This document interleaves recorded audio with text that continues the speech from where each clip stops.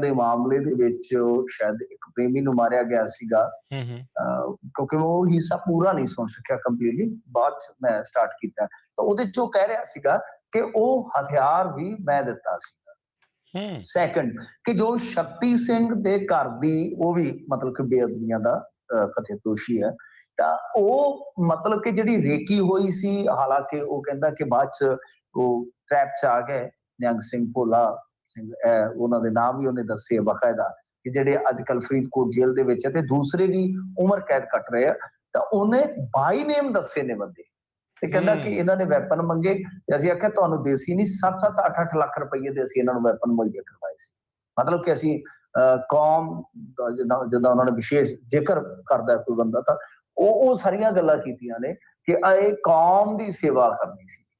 ਇਹ ਚੀਜ਼ ਜਿਹੜੀ ਆ ਨਾ, ਉਹ ਜਿੱਦਾਂ ਇੰਟਰਵਿਊ ਆਪਾਂ ਸੁਣੀ ਹੈ, ਤਾਂ ਇਹ ਐਲੀਮੈਂਟ ਜਿਹੜਾ ਇੱਕ ਵੱਖਰਾ ਹੈ ਇਹਦੇ ਵਿੱਚ ਐਤਕੀ ਜੋ ਖਾਸ ਤੌਰ ਤੇ ਆਪਾਂ ਦੇਖੀਏ ਤਾਂ ਸਿੱਧੂ ਮੂਸੇਵਾਲੇ ਦੇ ਮਾਮਲੇ ਚ ਵੀ ਕਿਹਾ ਕਿ SYL ਦਾ ਇਹਨੇ ਗਾਣਾ ਤਾਂ ਗਾਇਆ, ਗਾਣਾ ਠੀਕ ਆ, ਪਰ ਜਿਨ੍ਹਾਂ ਨੇ SYL ਕੱਢੀ ਸੀਗੀ ਇਹ ਤਾਂ ਉਹਨਾਂ ਦੇ ਪੈਰਾਂ ਚ ਲਿਟਦਾ ਫਿਰਦਾ ਸੀਗਾ। ਤਾਂ ਇਦਾਂ ਦੀਆਂ ਗੱਲਾਂ ਨੇ ਕਿ 95% ਜਿਹੜੇ ਗਾਲਾਂ ਕੱਢਦੇ ਸੀ ਉਹ ਹੁਣ ਹੀਰੋ ਬਣਾਈ ਫਿਰਦੇ, ਸਾਡੀ ਕੌਮ ਦੇ ਹੀਰੋ ਇਹੋ ਜਿਹੇ ਆ। ਨਾਲ ਉਹਨੇ ਕਿਹਾ ਕਿ ਜਿਹੜਾ ਸਾਡਾ ਕੌਮੀ ਹੀਰੋ ਸੀਗਾ ਦੀਪ ਸਿੱਧੂ, ਉਦਣ ਜਿੱਦਣ ਉਹਦਾ ਸੰਸਕਾਰ ਹੁੰਦਾ ਹੈ ਤੇ ਖਾੜਾ ਲਵਾ ਕੇ ਬੈਠਾ ਸੀ ਬਲਕਾਰ ਅਣਖੀਲੇ ਦਾ, ਇਹਨੇ ਦਾਰੂ ਪੀਤੀ ਸੀ ਤੇ ਭੰਗੜੇ ਪਾਉਂਦਾ ਸੀਗਾ। ਤਾਂ ਇਸ ਤਰ੍ਹਾਂ ਦੀਆਂ ਜਿਹੜੀਆਂ ਗੱਲਾਂ ਆਈਆਂ ਨੇ, ਬਾਕੀ ਤਾਂ ਮੈਂ ਜਿਵੇਂ ਕਿਹਾ ਕਿ ਰੈਪੀਟੀਸ਼ਨ ਆ, ਜਿਹਨੂੰ ਆਪਾਂ ਸੰਖੇਪ ਚ ਇਹੀ ਕਹਿ ਸਕਦੇ ਹਾਂ ਕਿ ਦੇਖੋ ਜੀ, ਗੈਂਗ ਦੀ ਟਸਲ ਸੀਗੀ, ਉਹਨਾਂ ਨੇ ਬਦਲਾ ਲੈਣਾ ਸੀ। ਉਹ ਸਮਝਦਾ ਕਿ ਸਿੱਧੂ ਮੂਸੇਵਾਲਾ ਇਨਵੋਲਵ ਸੀ ਇਹਨਾਂ ਮਾਮਲਿਆਂ ਚ, ਚਾਹੇ ਗੁਰਲਾਲ ਦਾ ਕਤਲ ਹੋਵੇ, ਵਿੱਕੀ ਮਿੰਡੂ ਖੇੜਾ ਦਾ ਕਤਲ ਹੋਵੇ। ਇੱਥੋਂ ਤੱਕ ਵੀ ਉਹਨੇ ਦਾਅਵਾ ਕੀਤਾ ਹੈ ਕਿ ਕੁਲਵੀਰ ਨਰੂਗਣਾ ਤੇ ਵੀ ਪਹਿਲੀ ਫਾਇਰਿੰਗ ਜਿਹੜੀ ਹੋਈ ਆ, ਕੁਲਵੀਰ ਨਰੂਗਣੇ ਤੇ ਇਸੇ ਕਰਕੇ ਹੋਈ ਕਿਉਂਕਿ ਸਿੱਧੂ ਮੂਸੇਵਾਲੇ ਦੇ ਅਗੇਂਸਟ ਬੋਲਿਆ ਸੀਗਾ। ਔਰ ਇੱਥੋਂ ਤੱਕ ਵੀ ਦਾਅਵਾ ਕੀਤਾ ਗਿਆ ਕਿ ਜੇ ਕੋਈ ਪੋਸਟ ਵੀ ਪਾ ਦਿੰਦਾ ਸੀਗਾ, ਚਾਹੇ ਕੋਈ ਮਿਊਜ਼ਿਕ ਇੰਡਸਟਰੀ ਦਾ, ਤਾਂ ਉਹਨੂੰ ਧਮਕੀਆਂ ਆਉਣੀਆਂ ਸਟਾਰਟ ਹੋ ਜਾਂਦੀਆਂ ਸੀ। ਇਹ ਤਾਂ ਸਾਰਾ ਰੈਪੀਟੀਸ਼ਨ ਹੀ ਹੈ ਜਿਹੜਾ ਕਿ ਪਹਿਲੀ ਇੰਟਰਵਿਊ ਦੇ ਵਿੱਚ ਸਾਰਾ ਕੁਝ ਦੱਸਿਆ ਹੋਇਆ। ਤਾਂ ਦੂਸਰੇ ਪਾਸੇ ਖਾਸ ਤੌਰ ਤੇ ਸਿੱਖ ਕੌਮ ਦੇ ਮਾਮਲੇ ਚ ਇਹ ਗੱਲਾਂ ਕਹੀਆਂ ਗਈਆਂ ਨੇ। ਇੱਕ ਇੰਟਰਵਿਊ ਦੇ ਵਿੱਚ ਮੇਰੇ ਖਿਆਲ ਦੇ ਨਾਲ ਖਾੜਕੂਵਾਦ ਦੇ ਦੌਰ ਚ ਕਾਫੀ ਜੇਲ੍ਹ ਕੱਟ ਚੁੱਕੇ ਹੈਗੇ ਨੇ ਜਿਹੜੇ ਭਾਈ ਕੁੱਕੀ, ਉਹਨਾਂ ਦੀ ਇੰਟਰਵਿਊ ਤੇ ਵੀ ਇਤਰਾਜ਼ ਜਤਾਇਆ।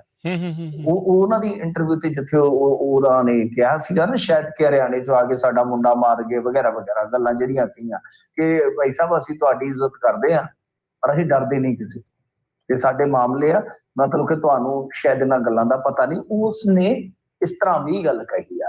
ਤਾਂ ਕੁੱਲ ਮਿਲਾ ਕੇ ਜੇ ਤੁਸੀਂ ਦੇਖੋਗੇ ਤਾਂ ਜਿੱਦਾਂ ਆਪਾਂ ਕਹਿ ਲਈਏ ਕਿ ਕੁਝ ਸੈਂਟੀਮੈਂਟਸ ਜਿੱਦਾਂ ਜੁੜੇ ਨੇ ਸਿੱਧੂ ਮੂਸੇਵਾਲੇ ਦੇ ਨਾਲ, ਤਾਂ ਉਹਨਾਂ ਦੀ ਕੋਈ ਘਾਟ ਵੀ ਜਿੱਦਾਂ ਕਹਿ ਲਈਏ ਨਾ ਕਿ ਇੱਕ ਹੁੰਦੀ ਹੈ ਸਟ੍ਰੈਟਜੀ, ਠੀਕ ਉਸੇ ਤਰ੍ਹਾਂ ਦੀ ਮੈਨੂੰ ਲੱਗੀ ਹੈ ਕਿ ਉਸ ਚੀਜ਼ ਨੂੰ ਕਾਟ ਕੀਤਾ ਜਾਵੇ ਤਾਂ ਸਭ ਤੋਂ ਵੱਡਾ ਤਾਂ ਫਿਰ ਕੌਮੀ ਮੁੱਦਾ ਹੀ ਹੁੰਦਾ ਹੈ ਨਾ।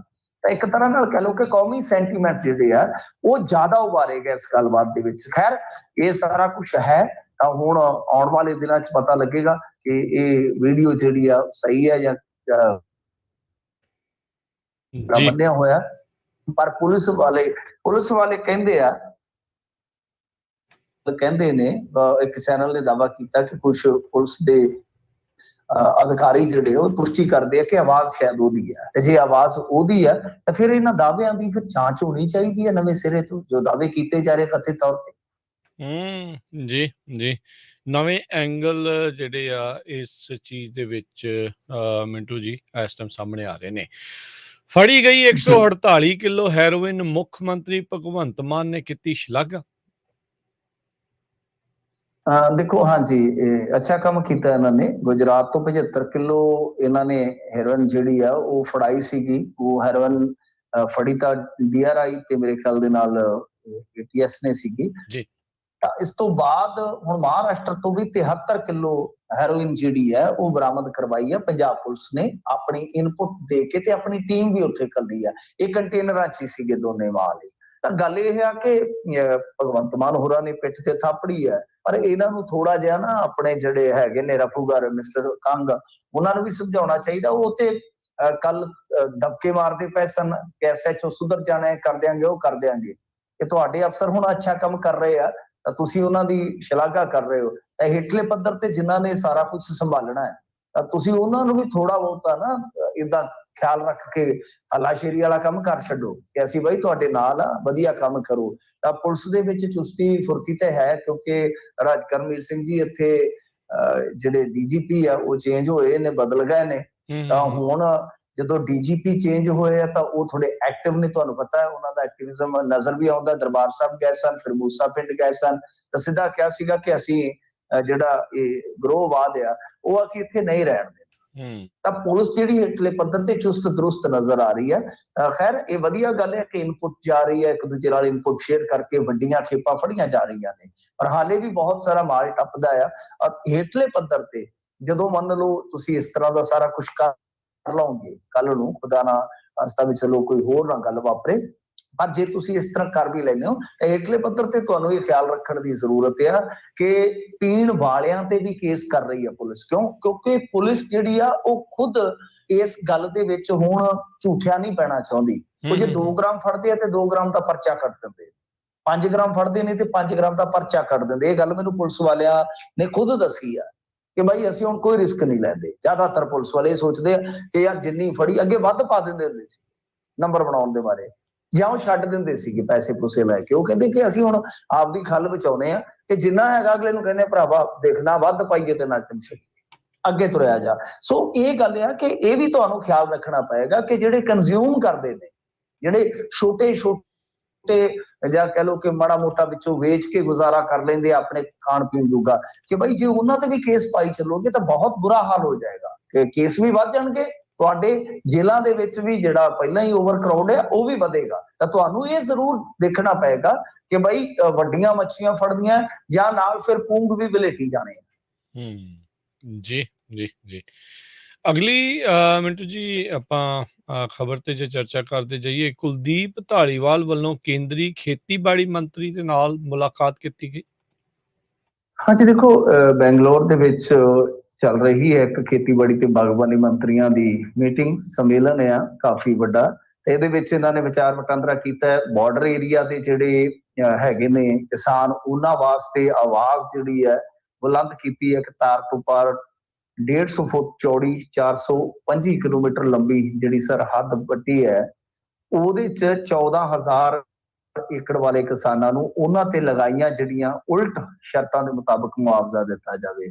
ਜਿੱਦਾਂ ਤੁਹਾਨੂੰ ਪਤਾ ਹੈ ਕਿ 10 ਵਜੇ ਤੋਂ 4 ਵਜੇ ਤੱਕ ਕੰਮ ਕਰ ਸਕਦੇ ਆ, 3 ਫੁੱਟ ਤੋਂ ਉੱਚੀ ਫਸਲ ਨਹੀਂ ਬੀਜ ਸਕਦੇ, ਤਾਂ ਉਹ ਇਸ ਕਰਕੇ ਉਹਨਾਂ ਦਾ ਬਹੁਤ ਨੁਕਸਾਨ ਹੁੰਦਾ ਹੈ। ਦੇਖੋ ਹਰੇਕ ਨੂੰ ਹੱਕ ਹੋਣਾ ਚਾਹੀਦਾ ਨਾ ਫਸਲ ਜਿਹੜੀ ਮਰਜ਼ੀ ਬੀਜੇ, ਪਰ 3 ਫੁੱਟ ਤੋਂ ਕਿਹੜੀ ਫਸਲ ਉੱਚੀ ਜਾਏਗੀ? ਮਤਲਬ ਕਿ ਹੁਣ ਤੁਸੀਂ ਵੇਖੋ 3 ਫੁੱਟ ਤਾਂ ਜਿੰਨਾ ਨਰਮਾ ਵੀ ਨਹੀਂ ਬੀਜ ਸਕਦੇ, ਕਮਾਦ ਵੀ ਨਹੀਂ ਲਾ ਸਕਦੇ, ਜੇ ਮੰਨ ਲਓ ਝੋਨਾ ਜ਼ਿਆਦਾ ਕੋਈ ਵੱਡੀ ਉਹੋ ਜਿਹੀ ਕਿਸਮ ਹੈ ਉਹ ਵੀ ਨਹੀਂ ਲਾ ਸਕਦੇ। ਤਾਂ ਕਹਿਣ ਦਾ ਭਾਵ ਇਹ ਆ ਕਿ ਉਹਨਾਂ ਦਾ ਨੁਕਸਾਨ ਹੁੰਦਾ ਹੈ, ਇਹਦੇ 'ਚ ਕੋਈ ਸ਼ੱਕ ਨਹੀਂ, ਕੋਈ ਦੋ ਰਾਏ ਨਹੀਂ ਹੈ। ਤਾਂ ਖੈਰ ਇਹ ਗੱਲ ਜਿਹੜੀ ਚੁੱਕ ਰਹੇ ਨੇ, NRIs ਦੇ ਵੀ ਅੱਗੇ ਮੁੱਦੇ ਚੁੱਕ ਕੇ ਆਏ ਸਨ, ਅੱਛੀ ਗੱਲ ਆ, ਅੱਛੀ ਪਹਿਲ ਕਦਮੀ ਆ। ਪਰ ਜਿਹੜੀ ਪੰਚਾਇਤੀ ਜ਼ਮੀਨ ਛਡਾਉਣ ਵਾਲੀ ਇਹਨਾਂ ਦੀ ਮੁਹਿੰਮ ਸੀ ਉਹ ਤੇ ਠੋਸਿਆ ਇਸ ਟਾਈਮ। ਪਰ ਦੂਜੀ ਗੱਲ ਜਿਹੜੀ ਆ, ਮੈਂ ਦੇਖ ਰਿਹਾ ਬਹੁਤ ਸਾਰੀਆਂ ਵੈਬਸਾਈਟਾਂ, ਬਹੁਤ ਸਾਰੇ ਇਹਨਾਂ ਦੇ ਜਿੱਥੇ ਵੀ ਹੁੰਦੇ ਟਵੀਟ ਵਗੈਰਾ, ਪਰ ਇੱਕ ਚੀਜ਼ ਮੈਨੂੰ ਲੋਪ ਨਜ਼ਰ ਆਈ ਆ, ਉਹ ਇਹ ਆ ਕਿ ਉੱਥੇ ਇਸ ਸੰਮੇਲਨ ਦੇ ਵਿੱਚ ਮੁੱਦਾ ਉੱਠਿਆ ਇੱਕ ਮੰਡੀ ਇੱਕ ਟੈਕਸ। ਮਤਲਬ ਕਿ ਜਿੱਦਾਂ ਆਪਾਂ RDF ਜਾਂ ਹੋਰ ਅਸੈਸ ਦੇ ਜ਼ਰੀਏ MSP ਤੋਂ ਇਲਾਵਾ 6% ਲੈਂਦੇ ਆ, ਕੁਆਂਟਲ ਪਿੱਛੇ 6 ਰੁਪਏ ਐਕਸਟਰਾ ਲੈਂਦੇ ਆਪਾਂ, 6 ਰੁਪਏ ਕਿ ਸਾਡੀਆਂ ਮੰਡੀਆਂ ਤੁਸੀਂ ਯੂਜ਼ ਕਰ ਰਹੇ ਹੋ ਖਰੀਦ ਵਾਸਤੇ। ਤਾਂ ਇਹ ਕੀ ਕਹਿ ਰਹੇ ਆ ਕਿ ਇੱਕ ਸਟੇਟ ਤਾਂ 6 ਲੈ ਰਿਹਾ, ਦੂਜਾ ਹਰਿਆਣਾ 4 ਲੈ ਰਿਹਾ, ਪਰ ਕੁਝ 1% ਲੈ ਰਿਹਾ ਤੇ ਕੁਝ 0.2 ਲੈ ਰਿਹਾ। ਤਾਂ ਇਹਨੂੰ ਇੱਕ ਕਰ ਦਿਓ, ਮਤਲਬ ਕਿ 1-2% ਤੇ ਲਿਓ। ਤਾਂ ਇਹਦੇ ਤੇ ਕੁਲਦੀਪ ਸਿੰਘ ਧਾਲੀਵਾਲ ਜਾਂ ਆਮ ਆਦਮੀ ਪਾਰਟੀ ਦਾ ਕੀ ਸਟੈਂਡ ਆ, ਇਹ ਸਪਸ਼ਟ ਕਰਨ ਦੀ ਜ਼ਰੂਰਤ ਹੈ ਪੰਜਾਬ ਨੂੰ। ਜੀ ਜੀ। ਤੇ ਸਰੋਤਿਓ ਅੱਜ ਆਪਾਂ ਤੁਹਾਡੀਆਂ ਕਾਲਸ ਵੀ ਜਿਹੜੀਆਂ ਲੈਣੀਆਂ ਹੈ, ਸੋ ਕਾਲਸ ਕਰਨ ਦੇ ਲਈ ਨੰਬਰ ਰਹੇਗਾ 408-272-5200 4082725200। ਇਸ ਨੰਬਰ ਦੇ ਉੱਤੇ ਕਾਲ ਕਰਕੇ ਤੁਸੀਂ ਸਵਾਲ ਕਰ ਲਿਓ। ਕੁਝ ਖਬਰਾਂ ਤੋਂ ਬਾਅਦ 'ਚ ਫਿਰ ਆਪਾਂ ਤੁਹਾਡੀਆਂ ਕਾਲ ਲਵਾਂਗੇ। ਕਰਮਚਾਰੀ ਪ੍ਰਮੁੱਖ ਸਕੱਤਰ ਹੱਥੋਂ ਤਪੇ ਪਏ ਨੇ ਜੀ। ਹਾਂਜੀ, ਜਿਹੜੇ ਕਰਮਚਾਰੀ ਨੇ ਮੇਰੇ ਖਿਆਲ ਦੇ ਨਾਲ ਜਲ ਸਰੋਤ ਡਿਪਾਰਟਮੈਂਟ ਦੇ ਕਰਮਚਾਰੀ ਆ, ਜਿਨ੍ਹਾਂ ਨੇ ਮਤਲਬ ਕਿ ਕਹਿ ਲਓ ਕਿ ਰੋਸ ਜ਼ਾਹਰ ਕੀਤਾ ਹੈ ਆਪਣੇ ਹੀ ਹੈਡ ਤੋਂ। ਜਦੋਂ ਕੋਈ ਬੰਦਾ ਆਪਣੇ ਹੈਡ ਤੋਂ ਨਿਰਾਸ਼ ਹੋ ਜਾਂਦਾ, ਨਾਰਾਜ਼ ਹੋ ਜਾਂਦਾ। ਨਾ ਤਾਂ ਕੰਪਨੀ ਪਾਰ ਲੱਗੇ ਤੇ ਫਿਰ ਨਾ ਹੀ ਸਰਕਾਰ ਪਾਰ ਲੱਗੇ, ਇਹ ਬਹੁਤ ਔਖੀ ਚੀਜ਼ ਹੋ ਜਾਂਦੀ ਹੈ। ਖੈਰ, ਜਲ ਸਰੋਤ ਮਹਿਕਮੇ ਦੇ ਕਰਮਚਾਰੀ ਜਿਹੜੇ ਆ ਉਹ ਪ੍ਰਮੁੱਖ ਸਕੱਤਰ ਦੇ ਵਿਹਾਰ ਤੋਂ ਖਾਸੇ ਔਖੇ। ਮੁੱਖ ਮੰਤਰੀ ਨੂੰ ਸ਼ਿਕਾਇਤ ਭੇਜ ਕੇ ਉਹਨਾਂ ਨੇ ਕਿਹਾ ਕਿ ਜਾਂ ਤਾਂ ਸਾਡੀ ਗੱਲ ਸੁਣੋ ਤੇ ਜਾਂ ਫਿਰ ਅਸੀਂ ਕੰਮਕਾਰ ਠੱਪ ਕਰ ਦਿਆਂਗੇ। ਤਾਂ ਇਹਦੇ ਵਿੱਚ ਉਹਨਾਂ ਨੇ ਮਤਲਬ ਕਿ ਦਾਅਵਾ ਕੀਤਾ ਹੈ ਕਿ ਇੰਜੀਨੀਅਰਿੰਗ ਵਿੰਗ ਦੇ ਨਾਲ ਜਲ ਸਰੋਤ ਮਹਿਕਮੇ ਦੇ ਕਲੈਰੀਕਲ ਤੇ ਰੈਵਨਿਊ ਸਟਾਫ ਨੇ ਵੀ ਸਹਿਯੋਗ ਦਿੱਤਾ। ਮਤਲਬ ਕਿ ਅੱਛੀ ਖਾਸੀ ਕਰਮਚਾਰੀਆਂ ਦੀ ਇਹ ਗਿਣਤੀ ਬਣ ਜਾਂਦੀ ਹੈ ਜੇ ਆਪਾਂ ਦੇਖੀਏ। ਉਹ ਕਹਿੰਦੇ ਆ ਕਿ ਜੇਕਰ ਕਿਸੇ ਵੀ ਅਧਿਕਾਰੀ ਜਾਂ ਕਰਮਚਾਰੀ ਵੱਲੋਂ ਕਿਸੇ ਵੀ ਕਿਸਮ ਦਾ ਸਪਸ਼ਟੀਕਰਨ ਦਿੱਤਾ ਜਾਂਦਾ ਤਾਂ ਉਸਨੂੰ ਨਿੱਜੀ ਤੌਰ ਤੇ ਨਿਸ਼ਾਨਾ ਬਣਾਉਂਦੇ ਜਾਂ ਮੁਅੱਤਲ ਕਰ ਦਿੱਤਾ ਜਾਂਦਾ ਹੈ ਤੇ ਜਾਂ ਫਿਰ ਚਾਰਜਸ਼ੀਟ ਕਰ ਦਿੱਤਾ ਜਾਂਦਾ ਹੈ। ਪ੍ਰਮੁੱਖ ਸਕੱਤਰ ਦੀ ਤਾਨਾਸ਼ਾਹੀ ਵਤੀਰੇ ਕਾਰਨ ਕਰਮਚਾਰੀਆਂ ਦਾ ਮਨੋਬਲ ਡਿੱਗਦਾ ਤੇ ਮਾਨਸਿਕ ਤੌਰ ਤੇ ਕਾਫੀ ਪਰੇਸ਼ਾਨ ਚੱਲ ਰਹੇ ਨੇ। ਦੇਖੋ, ਮਤਲਬ ਕਿ ਉਹੀ ਗੱਲ ਆ ਕਿ ਇਹਨਾਂ ਨੂੰ ਇਹ ਲੱਗਦਾ ਆ ਕਿ ਜੇ ਅਸੀਂ ਆਪਦਾ ਕੋਈ ਸਪਸ਼ਟੀਕਰਨ ਦਿੰਦੇ, ਮਤਲਬ ਕਿ ਹੁਣ ਮਹਿਕਮਾ ਹੈ, ਜਿੱਦਾਂ ਕਹਿ ਲਓ ਕਿ ਸ਼ੋ ਕਾਜ਼ ਨੋਟਿਸ ਜਾਰੀ ਹੋ ਗਿਆ, ਕਾਰਨ ਦੱਸੋ ਨੋਟਿਸ ਜਾਰੀ ਹੋ ਗਿਆ, ਜਾਂ ਕੋਈ ਆਪਣੀ ਸਫਾਈ ਪੇਸ਼ ਕਰਦਾ ਕਿਸੇ ਵੀ ਸ਼ਿਕਾਇਤ ਤੇ, ਉਹ ਕਹਿੰਦੇ ਕਿ ਉਹ ਇੱਕ ਤਰ੍ਹਾਂ ਨਾਲ ਪਰਸਨਲ ਲੈ ਲੈਂਦੇ ਨੇ ਜਿਹੜੇ ਪ੍ਰਮੁੱਖ ਸਕੱਤਰ ਨੇ, ਤਾਂ ਫਿਰ ਉਹ ਚਾਰਜਸ਼ੀਟ ਕਰ ਦਿੰਦੇ ਨੇ ਜਾਂ ਮੁਅੱਤਲ ਕਰ ਦਿੰਦੇ ਨੇ। ਤਾਂ ਦੇਖੋ, ਗੱਲ ਇਹ ਆ ਕਿ ਪਹਿਲੀ ਗੱਲ ਤੇ ਇਹ ਆ ਕਿ ਆਪਣੀ ਡਿਊਟੀ ਇਸ ਤਰ੍ਹਾਂ ਕਰੋ, ਇਸ ਅਦਾ ਦੇ ਨਾਲ ਕਰੋ ਕਿ ਨੌਬਤੀ ਨਾ ਆਵੇ। ਔਰ ਦੂਜੀ ਗੱਲ ਇਹ ਆ ਕਿ ਦੇਖੋ, ਸਾਰੇ ਹੀ ਸਹੀ ਹੋਣ ਜਾਂ ਸਾਰੇ ਹੀ ਗਲਤ ਹੋਣ, ਇਹ ਤੇ ਮੇਰੇ ਖਿਆਲ ਦੇ ਨਾਲ ਅਸੰਭਵ ਆ। ਪਟਵਾਰੀਆਂ ਵਾਲੇ ਮਾਮਲੇ 'ਚ ਵੀ ਅੱਗੇ ਇਸ ਤਰ੍ਹਾਂ ਹੋਇਆ, ਪਰ ਬਾਅਦ ਦੇ ਵਿੱਚ ਕੋਈ ਪਟਵਾਰੀ ਗੂਗਲ ਪੇ ਤੇ ਰਿਸ਼ਵਤ ਲੈਂਦਾ ਫੜਿਆ ਗਿਆ। ਬਾਅਦ ਦੀ ਹੁਣ ਗੱਲਾਂ ਨੇ, ਕੋਈ ਕਿਸੇ ਕਿਸਮ ਦੀ ਹੇਰ ਫੇਰ ਕਰਦਾ। ਕੱਲ ਵੀ ਲੁਧਿਆਣੇ ਚੋਂ ਈਓ ਫੜਿਆ ਗਿਆ।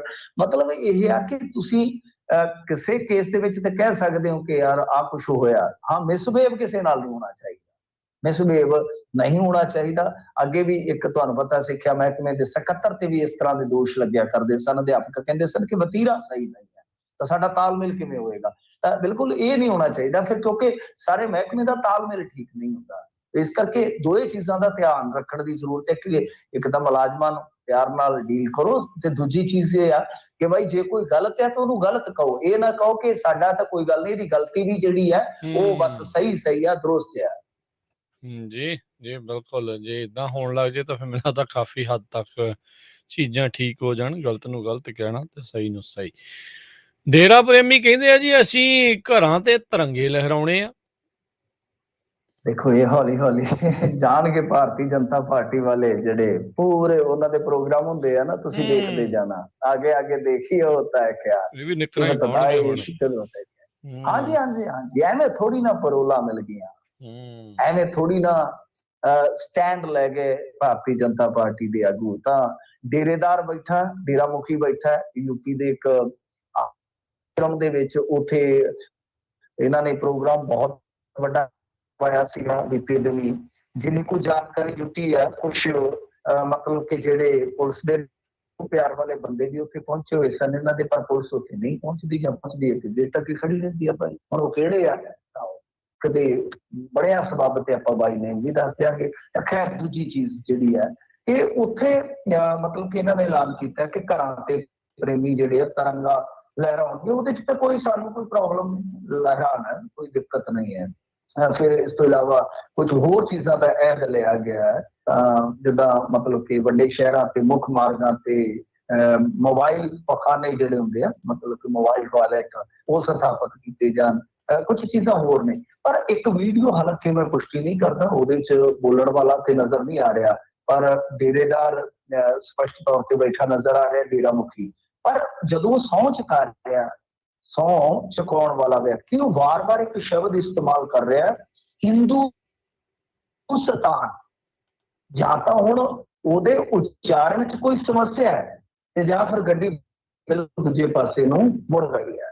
ਜਿਹੜੀ ਵੀਡੀਓ ਮਤਲਬ ਕਿ ਉਹ ਵਾਇਰਲ ਕਾਫੀ ਹੋ ਰਹੀ ਹੈ, ਉਹ ਕਿ ਹਿੰਦੁਸਤਾਨ। ਹੁਣ ਮੈਂ ਵਾਰ-ਵਾਰ ਕਹਿ ਰਿਹਾ ਕਿ ਬੋਲਣ ਵਾਲਾ ਨਜ਼ਰ ਨਹੀਂ ਆ ਰਿਹਾ, ਪਰ ਵੀਡੀਓ ਜ਼ਰੂਰ ਹੈ। ਤੇ ਜੇ ਉੱਥੋਂ ਦੀ ਹੈ ਤਾਂ ਫਿਰ ਤਾਂ ਕਾਫੀ ਸੋਚਣ ਵਿਚਾਰਨ ਵਾਲੀ ਗੱਲ ਹੈ। ਚਲੋ, ਤਿਰੰਗੇ ਦੀ ਕੋਈ ਪ੍ਰੋਬਲਮ ਨਹੀਂ, ਕਿ ਉਹਨੂੰ ਪਤਾ ਨਹੀਂ ਉਚਾਰਨ ਚ ਕੋਈ ਸਮੱਸਿਆ ਹੈ ਜਾਂ ਕੋਈ ਫਿਰ ਇੱਕ ਵੱਖਰੀ ਕਿਸਮ ਦੀ ਚੇਂਜ ਆ ਰਹੀ ਹੈ ਵਿਚਾਰਾਂ ਦੇ ਵਿੱਚ, ਇਹ ਵੀ ਹੋ ਸਕਦਾ ਹੈ।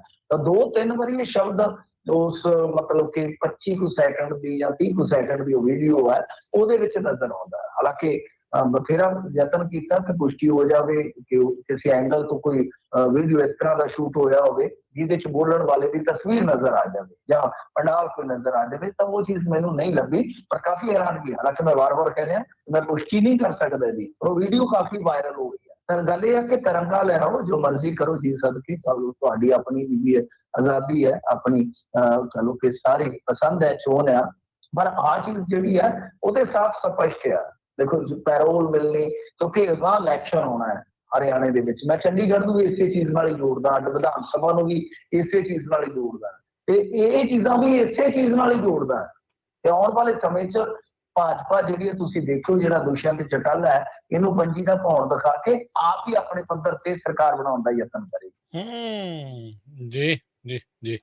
ਸੋ ਕਾਫੀ ਕੁਛ ਜਿਹੜੇ ਤੇਜ਼ੀ ਦੇ ਨਾਲ ਜਿਹੜਾ ਚੇਂਜ ਆ ਉਸ ਪਾਸੇ ਵੱਲ ਨੂੰ ਕੰਮ ਵੱਧ ਰਿਹਾ ਆ। ਚਲੋ ਇਹਨਾਂ ਨੇ ਤਾਂ ਉਦਾਂ ਹੀ ਪਹਿਲੋਂ ਵੀ ਬਦਲਾਅ ਬਦਲਾਅ ਜਿਹੜਾ ਆ ਉਹ ਆਉਣਾ, ਬਦਲਾਅ ਤੇ ਬਦਲਾਅ ਹੀ ਚੜ੍ਹਿਆ ਹੁੰਦਾ।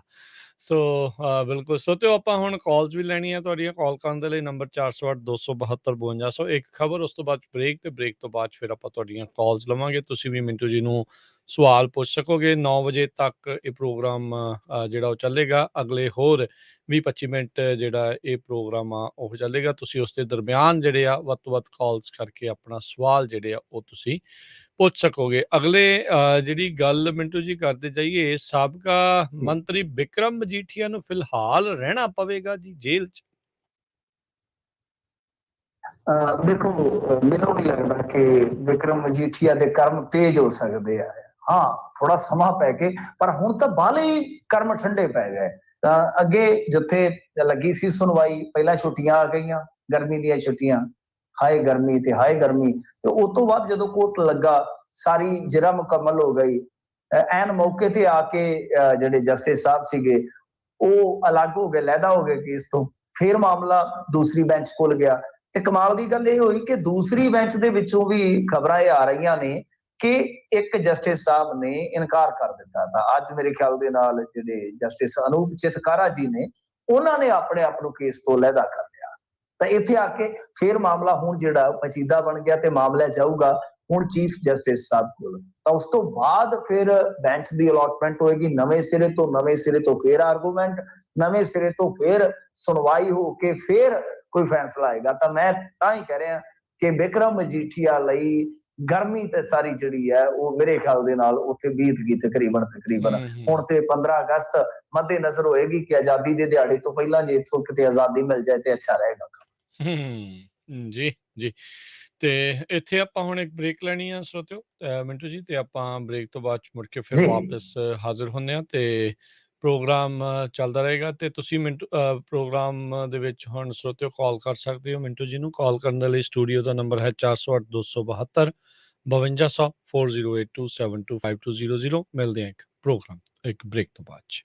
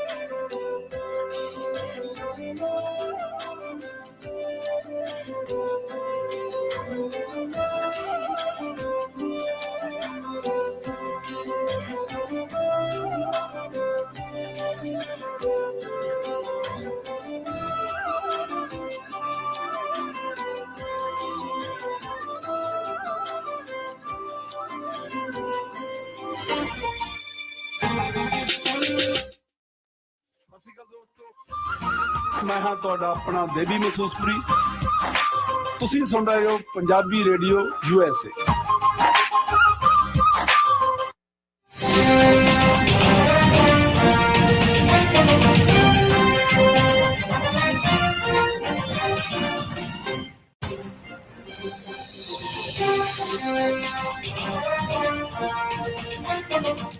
ਪੰਜਾਬੀ ਰੇਡੀਓ USA ਸੁਣ ਰਹੇ ਸਾਰੇ ਹੀ ਮਾਣਯੋਗ ਅਤੇ ਸਤਿਕਾਰ ਸਰੋਤਿਆਂ ਨੂੰ ਪਿਆਰ ਸਤਿਕਾਰ ਸਹਿਤ ਨਿੱਘੀ ਜਿਹੀ ਸਤਿ ਸ੍ਰੀ ਅਕਾਲ। ਸਭ ਨੂੰ ਜੀ ਨੂੰ ਆਖਦੇ ਹਾਂ। ਸੋ ਇਹ ਪ੍ਰੋਗਰਾਮ ਖਬਰ ਤੇ ਨਜ਼ਰ ਇਸ ਮੌਕੇ ਚੱਲ ਰਿਹਾ ਹੈ। ਮਿੰਟੂ ਗੁਰੂਸਰੀ ਜੀ ਆਪਣੇ ਨਾਲ ਜੁੜੇ ਹੋਏ ਨੇ। ਮਿੰਟੂ ਜੀ, ਜੀ ਆਇਆਂ ਨੂੰ ਸਵਾਗਤ ਹੈ ਜੀ। ਸਤਿ ਸ਼੍ਰੀ ਅਕਾਲ ਜੀ। ਸਤਿ ਸ਼੍ਰੀ ਅਕਾਲ ਜੀ। ਜੀ ਸੋਤਿਓ, ਤੁਸੀਂ ਵੀ ਜੇ ਸਵਾਲ ਕਰਨਾ ਚਾਹੁੰਦੇ ਹੋ ਮਿੰਟੂ ਜੀ ਨੂੰ ਤਾਂ ਹੁਣ ਫੋਨ ਲਾਈਨਸ ਓਪਨ ਨੇ। ਕਾਲ ਕਰ ਸਕਦੇ ਹੋ ਨੰਬਰ 408 272 5200 4082725200 ਤੇ ਆਪਣੇ ਨਾਲ ਜੁੜੇ ਹੋਏ ਨੇ ਜਸਬੀਰ ਜੀ। ਸਤਿ ਸ਼੍ਰੀ ਅਕਾਲ ਜੀ, ਸਵਾਗਤ ਹੈ ਜੀ। ਸਤਿ ਸ਼੍ਰੀ ਅਕਾਲ ਸਾਰੇ ਭਰਾਵਾਂ ਜੀ। ਸਤਿ ਸ਼੍ਰੀ ਸਤਿ ਸ਼੍ਰੀ ਅਕਾਲ ਜੀ। ਮਿੰਟੂ ਜੀ, ਮੇਰਾ ਨਾ ਸਵਾਲ ਹੈ ਸਿਮਰਜੀਤ ਸਿੰਘ ਮਾਨ ਦੀ ਜਿਹੜੀ ਜਿਮਨੀ ਚੋਣ ਸੰਗਰੂਰ 'ਚ ਜਿੱਤ ਹੋਈ ਉਹਦੇ ਬਾਰੇ। ਵੀ ਮੈਂ ਨਾ ਸੋਸ਼ਲ ਮੀਡੀਆ 'ਚ ਕਾਫੀ ਸੁਣਿਆ ਤੇ ਵੇਖਿਆ ਵੀ ਲੋਕ ਕਹਿ ਰਹੇ ਨੇ ਵੀ ਸਿਮਰਜੀਤ ਸਿੰਘ ਮਾਨ ਦੀ ਜਿੱਤ ਦੀਪ ਸਿੱਧੂ ਤੇ ਮੂਸੇਵਾਲੇ ਦੀ ਮੌਤ ਕਰਕੇ ਹੋਈ ਹੈ, ਵਰਨਾ ਇਹਨੂੰ ਵੋਟਾਂ ਨਹੀਂ ਸਨ ਪੈਣੀਆਂ, ਇਹਦੀ ਜ਼ਮਾਨਤਾਂ ਜ਼ਬਤ ਹੋ ਜਾਂਦੀਆਂ। ਤੇ ਹੁਣ ਵੇਖੋ, ਜੇ ਮੇਰਾ ਸਵਾਲ ਹੈ ਵੀ ਜੇ ਦੋਨੇ ਨੌਜਵਾਨ ਨਾ ਉਹਨਾਂ ਦੀ ਮੌਤ ਹੁੰਦੀ ਸਰੀਰਕ ਰੂਪ 'ਚ ਸਿਮਰਜੀਤ ਸਿੰਘ ਮਾਨ ਦੀ ਇਲੈਕਸ਼ਨ ਦੀ ਕੰਪੇਨ ਕਰਦੇ ਤੇ ਕੀ ਵੋਟਾਂ ਘਟ ਜਾਣੀਆਂ ਸਨ? ਹਾਲਾਂਕਿ ਮੇਰਾ ਖਿਆਲ ਵੀ ਇਹਨਾਂ ਦੋਨਾਂ ਦੀ ਮੌਤ ਦਾ ਕਾਰਨ ਵੀ ਜਿਹੜੀ ਸੱਕ ਦੀ ਛੂਈ ਉਹ ਵੀ ਡੀਪ ਸਟੇਟ ਤੇ ਜਾਂਦੀ ਹੈ। ਕਿਉਂਕਿ ਜਦੋਂ ਦੀਪ ਸਿੱਧੂ ਅਰੈਸਟ ਹੋਇਆ ਸੀਗਾ 26 ਨਵੰਬਰ ਵਾਲੀ ਲਾਲ ਕਿਲ੍ਹੇ ਵਾਲੀ ਘਟਨਾ 'ਚ, ਤੇ ਉਹਨੇ ਖੁਲਾਸਾ ਕੀਤਾ ਸੀ ਬਾਹਰ ਆ ਕੇ ਵੀ ਜਦੋਂ ਉਹਦੀ ਪੁੱਛਗਿੱਛ ਹੋਈ ਸੀ ਵੱਖਰੀਆਂ ਏਜੰਸੀਆਂ ਵੱਲੋਂ, ਤੇ ਇੱਕ ਏਜੰਸੀ ਦੇ ਮੁਖੀ ਨੇ ਦੀਪ ਸਿੱਧੂ ਨੂੰ ਕਿਹਾ ਸੀ ਵੀ ਕਾਕਾ ਇਹ ਜਿਹੜੀ ਤੂੰ ਆਪਣੀ ਹੋਂਦ, ਪੰਜਾਬ ਦੀ ਹੋਂਦ ਤੇ ਖੁਦ ਮੁਖਤਿਆਰੀ ਦੀ ਗੱਲ ਕਰਨਾ ਵੀ ਇਹ ਸਟੇਟ ਨੂੰ ਕਦੇ ਹਜਮ ਨਹੀਂ ਹੋਣੀ, ਇਹ ਤੂੰ ਵੇਖ ਲੈ। ਸੋ ਇਸ਼ਾਰਾ ਮਿਲ ਗਿਆ ਸੀ। ਮਿਹਰਬਾਨੀ। ਹਾਂਜੀ, ਨਹੀਂ ਮੈਂ ਦੇਖੋ ਅੱਗੇ ਵੀ ਇੱਕ ਦਿਨ ਥੋੜੀ ਕੰਟਰੋਵਰਸੀ ਹੋ ਗਈ ਸੀ ਸਾਡੇ ਇੱਥੇ, ਤੇ ਮੈਂ ਕਿਸੇ ਵੀ ਡਿਬੇਟ ਨੂੰ ਡੀਰੇਲ ਨਹੀਂ ਕਰਾਂਗਾ, ਉਹ ਤੁਹਾਡੀ ਥਿਊਰੀ ਹੈ ਤਾਂ ਉਹ ਤੁਸੀਂ ਆਪ ਹੀ ਉਹਨੂੰ ਐਸਟੈਬਲਿਸ਼ ਕਰ ਸਕਦੇ ਹੋ। ਪਰ ਮੇਰਾ ਮੰਨਣਾ ਇਹ ਆ ਕਿ ਜੇ ਉਹ ਜਿਉਂਦੇ ਹੁੰਦੇ ਤਾਂ ਤਦ ਵੀ ਸ਼ਾਇਦ ਸਿਮਰਨਜੀਤ ਸਿੰਘ ਮਾਨ ਜਿੱਤਦੇ। ਉਹ ਹੁਣ ਮਾਰਜਨ ਉੱਤੇ ਇੱਕ ਕਲਪਨਾ ਛੱਡ ਗਏ ਸਰਦਾਰ ਜਸਵੀਰ ਸਿੰਘ ਜੀ, ਤੁਸੀਂ ਕਿਉਂ ਕਲਪਨਾ ਕਰੀਏ ਕਿ ਮਾਰਜਨ ਵੱਡਾ ਹੁੰਦਾ ਜਾਂ ਛੋਟਾ ਹੁੰਦਾ, ਕਿਉਂ ਉਹਦਾ ਇੱਕ ਵੱਡਾ ਫੈਕਟਰ ਇਹ ਵੀ ਹੈ ਕਿ ਲੋਕ ਆਮ ਆਦਮੀ ਪਾਰਟੀ ਨੂੰ ਵੀ ਸਬਕ ਸਿਖਾਉਣਾ ਚਾਹੁੰਦੇ ਸੀ। ਵੱਡਾ ਫੈਕਟਰ ਇਹ ਵੀ ਇਸ ਚੀਜ਼ ਦਾ ਹੈਗਾ। ਤੋ ਇਸ ਕਰਕੇ ਮਤਲਬ ਕਿ ਜਿੱਤ ਇਹ ਨਹੀਂ ਸੀਗੀ ਕਿ ਉਹਨਾਂ ਦੇ ਮਤਲਬ ਕਿ ਸਰੀਰਕ ਵਿਛੋੜੇ ਕਰਕੇ ਜ਼ਿਆਦਾ ਵੱਡੀ ਹੋਈ ਹੈ ਜਾਂ ਜਿਉਂਦੇ ਹੋਣ ਕਰਕੇ ਹੋਰ ਵੀ ਵੱਡੀ ਹੁੰਦੀ, ਤਾਂ ਇੱਕ ਵੱਡਾ ਫੈਕਟਰ ਉਹ ਆਮ ਆਦਮੀ ਪਾਰਟੀ ਦਾ, ਕਿਉਂਕਿ ਸਿਮਰਨਜੀਤ ਸਿੰਘ ਮਾਨ ਤੋਂ ਵੱਡੀ ਹਾਰ ਭਗਵੰਤ ਸਿੰਘ ਮਾਨ ਦੀ ਹੈ, ਜਿੱਤ ਤੋਂ ਵੱਡੀ ਭਗਵੰਤ ਸਿੰਘ ਮਾਨ ਦੀ ਹਾਰ ਹੈ। ਤਾਂ ਉਹ ਹਾਰ ਕਿਉਂ ਹੋਈ ਉਹ ਸੰਗਰੂਰੀਏ ਤੁਹਾਨੂੰ ਦੱਸ ਸਕਦੇ ਬਿਹਤਰ। ਸਾਨੂੰ ਤੇ ਪਤਾ ਹੈ ਕਿ ਉਹਨਾਂ ਨੇ ਮਿੱਥ ਲਿਆ ਸੀਗਾ ਕਿ ਜਿਸ ਤਰ੍ਹਾਂ ਚੱਲ ਰਹੇ ਆ ਇਹਨਾਂ ਨੂੰ ਹੁਣੇ ਰੋਕਣਾ ਬਹੁਤ ਜ਼ਰੂਰੀ ਹੈ। ਸੰਗਰੂਰ ਦਾ ਵੋਟਰ ਵੈਸੇ ਵੀ ਥੋੜਾ ਇੱਕ ਅਲੱਗ ਤਬੀਅਤ ਦਾ ਹੈ ਕਿ ਮਾਨ ਸਾਹਿਬ ਨੂੰ 1999 ਚ ਵੀ ਮੇਰੇ ਖਿਆਲ ਦੇ ਨਾਲ ਉਹਨਾਂ ਹੀ ਜਿਤਾਇਆ ਸੀ। ਜੀ ਜੀ ਜੀ। ਆਪਣੇ ਅਗਲੇ ਕਾਲਰ ਨੇ ਸੁਰਿੰਦਰ ਗਿੱਲ ਜੀ, ਸਤਿ ਸ਼੍ਰੀ ਅਕਾਲ ਜੀ। ਹਾਂਜੀ ਵੀਰ ਜੀ, ਸਤਿ ਸ਼੍ਰੀ ਅਕਾਲ। ਮੇਰੀ ਪ੍ਰਵਾਨ ਕਰਨੀ ਜੀ। ਸਤਿ ਸ਼੍ਰੀ ਅਕਾਲ। ਸਤਿ ਸ਼੍ਰੀ ਅਕਾਲ। ਹਾਂਜੀ, ਮੈਂ ਮਾਫੀ ਚਾਹੁੰਦਾ ਜੇ ਮੈਂ ਗਲਤ ਹੋਵਾਂ। ਮੈਂ ਇੱਕ ਛੋਟਾ ਜਿਹਾ ਹੀ ਭਾਜੀ ਹੁਣਾਂ ਤੋਂ ਟਿੱਪਣੀ ਲੈਣੀ ਉਹਦੇ ਤੇ ਵੀ ਜਿਸ ਤਰ੍ਹਾਂ ਗਿੱਲ ਜੀਆਂ ਨੇ ਇੱਕ 3.5 ਮਹੀਨੇ ਦੇ ਵਿੱਚ ਏਡਾ ਵੱਡਾ ਅਮਾਊਂਟ ਬਣਾਇਆ ਲੋਕਾਂ ਦੀ ਖੂਨ ਪਸੀਨੇ ਦੀ ਕਮਾਈ ਦਾ, ਤਾਂ ਜੇਕਰ ਜਿਹੜੇ 2 ਟਰਮਾਂ ਜਾਂ 3 ਟਰਮਾਂ ਇਸ ਤਰ੍ਹਾਂ ਰਹਿੰਦੇ ਆ ਪਾਵਰ ਦੇ ਵਿੱਚ, ਉਹ ਕਿੰਨਾ ਵੱਡਾ ਅਮਾਊਂਟ ਇਕੱਠਾ ਲੋਕਾਂ ਦਾ ਇਹੋ ਕਮਾਈ ਤਾਂ ਖੂਨ ਪਸੀਨੇ ਦੀ ਕਮਾਈ ਦਾ ਇਕੱਠਾ ਕਰ ਲੈਣਗੇ ਕਿ ਇਦਾਂ ਦੇ ਸਵਾਲ ਮੈਥ ਦੇ ਮਿਡਲ ਵਿੱਚ ਜਾਂ ਮੈਟ੍ਰਿਕ ਵਿੱਚ ਨਹੀਂ ਹੋਣੇ ਚਾਹੀਦੇ। ਉਹਨਾਂ ਨੂੰ ਲੋਕਾਂ ਨੂੰ ਵੀ ਥੋੜੀ ਜਿਹੀ ਕਹਾਂ ਯਾਦਗਾਰੀ ਰਿਹਾ ਕਰੇ। ਭਾਜੀ ਕੱਚੇ ਹੋਣਾ ਜੀ ਨਹੀਂ, ਉਹ ਤਾਂ ਫਿਰ ਮਾਸਟਰ ਵੀ ਗਿਲਜੀਆਂ ਸਾਹਿਬ ਵਰਗੇ ਲੱਭਣੇ ਪੈਣੇ ਜਾਂ ਸਾਧੂ ਸਿੰਘ ਜੀ ਵਰਗੇ ਲੱਭਣੇ ਪੈਣੇ ਤਾਂ ਕਿ ਉਹ ਕੈਲਕੂਲੇਸ਼ਨ ਗਣ ਕੇ ਦੱਸ ਸਕਣ, ਕਿਉਂਕਿ ਆਪਾਂ ਤਾਂ ਕੀ ਦੱਸ ਸਕਦੇ ਹਾਂ। ਦੇਖੋ ਪਹਿਲੀ ਗੱਲ ਇਹ ਆ ਕਿ ਸਰ ਇਹ ਦੋਸ਼ ਨੇ, ਇਲਜ਼ਾਮਾਤ ਨੇ। ਦੌਲਤ ਕਿੰਨੀ ਆ ਕਿਸੇ ਕੋਲ ਉਹ ਮਾਇਨਾ ਨਹੀਂ ਰੱਖਦੀ ਕਿ ਉਸਨੇ ਕਿਸ ਤਰ੍ਹਾਂ ਕਮਾਈ ਹੈ ਜੀ। ਉਹ ਜੇ ਕਮਾਈ ਮਤਲਬ ਕਿ 2 ਨੰਬਰ ਦੀ ਨਹੀਂ ਤਾਂ ਸਾਨੂੰ ਕੋਈ ਪ੍ਰੋਬਲਮ ਨਹੀਂ ਹੈ, ਕਿਉਂਕਿ ਜਿੰਨੀ ਵੱਡੀ ਉਹਦੇ ਕੋਲ ਅਮਾਊਂਟ ਹੈ ਉਨਾ ਵੱਡਾ ਟੈਕਸ ਪੇਅਰ ਵੀ ਹੈ, ਤਾਂ ਉਹ ਸੋਸ਼ਲ ਵੈਲਫੇਅਰ ਚ ਵੀ ਜਾਂਦਾ। ਸਮੱਸਿਆ ਇਹ ਆ ਕਿ ਮੈਂ ਗਿਲਜੀਆਂ ਦਾ ਦੇਖੋ, ਮੈਂ ਕੋਈ ਵੀ ਗੱਲ ਤੱਥਹੀਨ ਨਹੀਂ ਕਰਦਾ, ਮੈਂ ਇੱਕ ਫੈਕਟ ਦੱਸਦਾ ਤੁਹਾਨੂੰ। ਮੈਂ ਗਿਲਜੀਆਂ ਸਾਹਿਬ ਦੀ ਪ੍ਰਾਪਰਟੀ ਚੈੱਕ ਕਰ ਰਿਹਾ ਸੀਗਾ, ਤਾਂ ਜਿਹੜਾ ਉਹਨਾਂ ਨੇ ਐਲਾਨੀਆ ਹਲਫਨਾਮਾ ਦਿੱਤਾ ਉਹਦੇ ਚ 2 ਗੱਡੀਆਂ ਦਾ ਜ਼ਿਕਰ ਹੈ। ਇੰਟਰਸਟਿੰਗ ਗੱਲ ਹੈ ਰਾਜ ਕਰਨਵੀਰ ਸਿੰਘ ਜੀ। ਇੱਕ ਹੈਗੀ ਹੈ ਸਵਿਫਟ, ਤੁਸੀਂ ਇੰਡੀਆ ਚ ਦੇਖ ਕੇ ਗਏ ਹੋਣੇ ਨਾ, ਸਵਿਫਟ ਗੱਡੀ ਹੈ ਜਿਹੜੀ ਆਮ ਮਤਲਬ ਕਿ ਜਿਹੜੇ ਸਾਡੇ ਵਰਗੇ ਲੋਕਾਂ ਵਾਲੀ, ਮਤਲਬ ਕਿ ਜਿਹੜੇ ਨਾ ਇੱਧਰ ਦੇ ਨਾ ਉੱਧਰ ਦੇ। ਇੱਕ ਗੱਡੀ ਹੈ ਫੋਰਚੂਨਰ ਜਿਹੜੀ ਮੇਰੇ ਖਿਆਲ ਦੇ ਨਾਲ 30 ਲੱਖ ਤੋਂ ਸਟਾਰਟ ਹੁੰਦੀ, ਸ਼ਾਇਦ ਮੇਰਾ ਅੰਦਾਜ਼ਾ, ਮੈਂ ਗੱਡੀਆਂ ਬਾਰੇ ਇੰਨਾ ਜਾਣਕਾਰ ਨਹੀਂ। ਅੱਛਾ, ਹਲਫਨਾਮੇ ਦੇ ਵਿੱਚ 2 ਗੱਡੀਆਂ ਦਾ ਜ਼ਿਕਰ ਹੈ, 2 ਦਾ ਨੰਬਰ ਵੀ ਸੇਮ ਹੈ 0090, ਪੂਰਾ ਨੰਬਰ ਨਹੀਂ ਦੱਸੂਗਾ। ਅੱਛਾ, ਤੇ ਦੋਨਾਂ ਦੀ ਕੀਮਤ ਵੀ 5-5 ਲੱਖ ਹੈ। ਮੈਂ ਕਿਹਾ ਵੀ ਜੇ ਫੋਰਚੂਨਰ ਇਹ ਵੇਚਣੀ ਚਾਹਣ ਤੇ ਮੇਰੇ ਖਿਆਲ ਦੇ ਨਾਲ 4-5 ਜਣੇ ਅਸੀਂ ਰਲ ਕੇ ਲੈ ਲਾਂਗੇ। 0090 ਨੰਬਰ ਹੀ ਇੰਨੇ ਕੁ ਦਾ ਹੋ ਜਾਂਦਾ। ਸਹੀ ਗੱਲ ਤਾਂ ਤੁਸੀਂ ਆਪ ਅੰਦਾਜ਼ਾ ਲਾ ਲਓ। ਮੈਂ ਬਹੁਤੀਆਂ ਗੱਲਾਂ ਨਹੀਂ ਕਰਦਾ ਕਿਉਂਕਿ ਦੋਸ਼ ਲੱਗੇ ਨੇ, ਦੋਸ਼ ਸਾਬਤ ਨਹੀਂ ਹੋਏ, ਪਰ ਇਹ ਬਿਲਕੁਲ ਗੱਲ ਸਹੀ ਹੈ ਕਿ ਜੇ 3.25 ਮਹੀਨਿਆਂ ਚ ਇਹੋ ਜਿਹੇ ਦੋਸ਼ ਲੱਗਦੇ ਆ ਕਿ ਜਿਹੜੇ 3.25 ਸਾਲ ਰਹਿ ਜਾਂਦੇ ਜਾਂ 30 ਸਾਲ ਰਹਿ ਜਾਂਦੇ ਆ, ਬਈ ਉਹ ਕਿਸ ਤਰ੍ਹਾਂ ਦੇ ਹੋਣਗੇ। ਜੀ ਜੀ ਜੀ। ਅਗਲੇ ਕਾਲਰ ਨਿਰਮਲ ਸਿੰਘ ਲਾਲੀ ਜੀ, ਸਤਿ ਸ਼੍ਰੀ ਅਕਾਲ। ਹਾਂਜੀ, ਵਾਹਿਗੁਰੂ ਜੀ ਕਾ ਖਾਲਸਾ, ਵਾਹਿਗੁਰੂ ਕੀ ਫਤਿਹ ਜੀ। ਵਾਹਿਗੁਰੂ ਜੀ ਕਾ ਖਾਲਸਾ, ਵਾਹਿਗੁਰੂ ਜੀ ਕਾ ਖਾਲਸਾ, ਵਾਹਿਗੁਰੂ ਜੀ ਕੀ ਫਤਿਹ ਜੀ। ਮਿੰਟੂ ਸਰੀਆ ਜੀ, ਮੇਰਾ ਸਵਾਲ ਹੈ। ਮਿੰਟੂ ਸਰੀਆ ਨੇ ਜੀ, ਮੇਰਾ ਨਾਮ ਹੈ ਜੀ ਮਿੰਟੂ ਗੁਰੂ ਸਰੀਆ। ਤੁਸੀਂ ਕੱਲਾ ਸਰੀਆ ਨਾ ਬਣਾਓ, ਤੁਸੀਂ ਸਰੀਆ ਬਣਾਤਾ ਮੈਨੂੰ। ਏਦਾਂ ਮਿੰਟੂ ਜੀ ਫਿਰ ਤੁਸੀਂ ਸਰੀਏ ਦਾ ਬਿਜ਼ਨਸ ਸ਼ੁਰੂ ਕਰਨਾ ਪੈਣਾ ਜਿੱਦਾਂ ਚੱਲਦੀਆਂ ਹੁੰਦੀਆਂ ਏਦਾਂ ਫਿਰ। ਹਾਂਜੀ ਜੀ। ਨਹੀਂ ਜੀ, ਮੇਰੇ ਪਿੰਡ ਦੇ ਨਾਮ ਨਾਲ ਗੁਰੂ ਲੱਗਿਆ, ਮੈਂ ਉਹ ਨਹੀਂ ਲੈਣ ਦੇਣਾ ਜੀ। ਮਿੰਟੂ ਜੀ, ਸੌਰੀ ਫॉर दैट। ਜੀ ਜੀ। ਹਾਂਜੀ, ਮੇਰਾ ਸਵਾਲ ਇਹ ਆ ਮਿੰਟੂ ਜੀ ਵੀ ਜਿਹੜੀ UNO ਆ ਇਹਦਾ ਅਧਿਕਾਰ ਖੇਤਰ ਕੀ ਆ, ਤਾਂ ਇਹਦੀਆਂ ਜ਼ਿੰਮੇਵਾਰੀਆਂ ਤੇ ਫਰਜ਼ ਕੀ ਆ, ਤੇ ਕੀ ਇਹ ਆਪਣੀਆਂ ਫਰਜ਼ ਤੇ ਜ਼ਿੰਮੇਵਾਰੀਆਂ ਨਿਭਾ ਰਹੀ ਆ? ਜੀ ਕਦੇ ਵੀ ਨਹੀਂ ਤਾਂ ਯੂਐਨ ਦੇ ਕਰਤਾ ਧਰਤਾ ਤੇ ਤੁਹਾਡੇ ਇੱਥੇ ਬੈਠੇ ਨੇ ਹਾਕਮ, ਤਾਂ ਤੁਸੀਂ ਪੁੱਛ ਲਓ, ਤਾਂ ਤੁਸੀਂ ਉਹਨਾਂ ਨੂੰ ਵੀ ਕਦੇ ਪੁੱਛ ਲਓ, ਕਿਉਂਕਿ ਤੁਸੀਂ ਤਾਂ ਬੜਾ ਆਜ਼ਾਦ ਮੁਲਕ ਤੁਹਾਨੂੰ ਪ੍ਰਮਾਤਮਾ ਨੇ ਦਿੱਤਾ ਜਿੱਥੇ ਤੁਸੀਂ ਰਹਿੰਦੇ ਹੋ, ਤੁਸੀਂ ਤਾਂ ਘੇਰ ਕੇ ਕਿਤੇ ਵੀ ਪੁੱਛ ਸਕਦੇ ਹੋ। ਇਹਨਾਂ ਨੂੰ ਪੁੱਛ ਲਓ ਕਿ ਯੂਐਨ ਜਦੋਂ ਈਰਾਨ 'ਚ ਗਏ ਸੀ ਕਹਿ ਕੇ ਉਥੋਂ ਕੀ ਮਿਲਿਆ ਸੀ ਬਾਅਦ ਦੇ ਵਿੱਚ, ਟੋਨੀ ਬਲੇਅਰ ਨੂੰ ਵੀ ਨਾਲ ਲੈ ਲਿਆ ਸੀ, ਤੇ ਫਿਰ ਬਾਅਦ ਦੇ ਵਿੱਚ ਕੀ ਮਿਲਿਆ ਸੀ ਉੱਥੋਂ, ਅਫਗਾਨਿਸਤਾਨ 'ਚੋਂ ਕੀ ਨਿਕਲਿਆ। ਸੋ ਗੱਲ ਇਹ ਯੂਐਨ ਦੀ ਭੂਮਿਕਾ ਤੇ ਡੇ 1 ਤੋਂ ਹੀ ਕਹਿ ਲਓ ਕਿ ਇੱਕ ਪੱਖੀ ਆ, ਤੇ ਯੂਐਨ ਦਾ ਜਿਹੜਾ ਹੈਗਾ ਘੇਰਾ ਤੇ ਬਹੁਤ ਵਸੀਹ ਆ, ਪਰ ਉਸ ਘੇਰੇ ਦੇ ਵਿੱਚ ਵੀ ਬਹੁਤ ਕੁਝ ਆ, ਮਤਲਬ ਕਿ ਕੁਝ ਐਸੀਆਂ ਵੀ ਉਹਨਾਂ ਦੇ ਕੋਲ ਤਾਕਤਾਂ ਹੈ ਨਹੀਂ ਕਿ ਜਾ ਕੇ ਉਹ ਅਗਲੇ ਦੇਸ਼ ਦੀ ਇੰਟਰਨਲ ਪੋਲਿਟਿਕਸ ਨੂੰ ਜਾ ਕੇ ਪ੍ਰਭਾਵਿਤ ਕਰ ਸਕਦੇ ਆ। ਘੇਰਾ ਬਹੁਤ ਵਸੀਹ ਹੈ, ਜੇ ਤੁਸੀਂ ਤਫਸੀਲ ਨਾਲ ਕਹਿ ਲਓ ਜਾਂ ਵਿਸਤਾਰ ਨਾਲ ਪੜ੍ਹਨਾ ਹੋਵੇ ਤਾਂ ਸਾਰੇ ਚੈਪਟਰ ਉਹਦੇ ਜਿਹੜੇ ਆ ਤੁਹਾਨੂੰ ਆਨਲਾਈਨ ਮਿਲ ਜਾਣ। ਤੇ ਮਿੰਟੂ ਜੀ ਇਹ ਤਾਂ ਫਿਰ ਹਵਾਈ ਉੱਤੇ ਆ, ਸਾਰੀ ਦੁਨੀਆ ਦੇ ਵਿੱਚ ਹੀ ਕੋਈ ਵੀ ਸੰਸਥਾ ਆਦਮੀ ਜਿਹੜਾ ਆਪਣੀ ਜ਼ਿੰਮੇਵਾਰੀ ਫਰਜ਼ ਨਹੀਂ ਨਿਭਾ ਰਿਹਾ, ਇਹ ਆਪਾਂ ਨੂੰ ਮੰਨਣਾ ਪਊਗਾ ਇਹ ਗੱਲ ਦਾ। ਨਹੀਂ ਬਿਲਕੁਲ, ਇਹ ਜਿਹੜੇ ਇਸ ਤਰ੍ਹਾਂ ਦੇ ਸੰਸਥਾਨ ਨੇ, ਜੇ ਇਹ ਪਾਰਦਰਸ਼ਤਾ ਦੇ ਨਾਲ ਚੱਲਣ, ਵਨ ਸਾਈਡਡ ਨਾ ਚੱਲਣ, ਤੇ ਦੁਨੀਆ 'ਚ ਪੀਸ ਕਾਇਮ ਹੋ ਸਕਦਾ, ਇਹਦੇ 'ਚ ਕੋਈ ਸ਼ੱਕ ਨਹੀਂ ਹੈ। ਆਪਾਂ ਹੁਣ ਯੂਕਰੇਨ ਤੇ ਰਸ਼ੀਆ ਵਾਲਾ ਵੇਖਿਆ ਨਾ ਕਿ ਕੀ ਬਣਿਆ, ਮੁੜ ਕੇ ਪਾਸੇ ਹੋ ਗਏ, ਤੇ ਮੇਰੇ ਖਿਆਲ ਦੇ ਨਾਲ ਫਿਨਲੈਂਡ ਤੇ ਇੱਕ ਹੋਰ ਮੁਲਕ ਆ, ਉਹਨੂੰ ਉਹਨਾਂ ਨੇ ਕਹਿਤਾ ਕਿ ਇੱਧਰ ਆ ਜਾਓ। ਹਾਂਜੀ, ਇਹ ਦੇਖੋ ਕਮਾਲ ਦੀ ਗੱਲ। ਹਾਂਜੀ ਜੀ ਬਿਲਕੁਲ, ਆਪੋ ਆਪਣਾ ਜਿਹੜਾ ਦਾਇਰਾ ਹੈ ਉਸ ਨੂੰ ਵਧਾਉਣ ਦੇ ਲਈ ਇਹ ਤਾਂ ਵੈਸੇ ਚਲੋ ਮਾੜੇ ਦੇ ਉੱਤੇ ਡੰਡਾ ਮਾਰਨ ਨੂੰ ਇਦਾਂ ਦੀਆਂ ਸੰਸਥਾਵਾਂ ਜਿਹੜੀਆਂ ਇਹਨਾਂ ਨੇ ਬਣਾਈਆਂ ਹੁੰਦੀਆਂ, ਜਿਹੜਾ ਆਪਣੇ ਆਪ ਨੂੰ ਕੁਝ ਕਰ ਨਹੀਂ ਸਕਦਾ, ਵੱਡਿਆਂ ਦੇ ਉੱਤੇ ਇਹਨਾਂ ਦਾ ਕੋਈ ਜ਼ੋਰ ਨਹੀਂ। ਜੋਗਾ ਸਿੰਘ ਜੀ। ਜੋਗਾ ਸਿੰਘ ਜੀ, ਹਾਂਜੀ ਸਤਿ ਸ਼੍ਰੀ ਅਕਾਲ ਜੀ। हाँ सर, सत श्रीकाल जी। मैं एक छोटा सा सवाल है, अपनी कहने लगे मीट है कि एग्रीकल्चर मिनिस्टर होना सी और मिनिस्ट्री को जाग देती है या कोई फार करता जी मीट हेयर नो जी? ਕਿਹਨੂੰ ਜੀ? ਮੀਤ ਹੇਅਰ।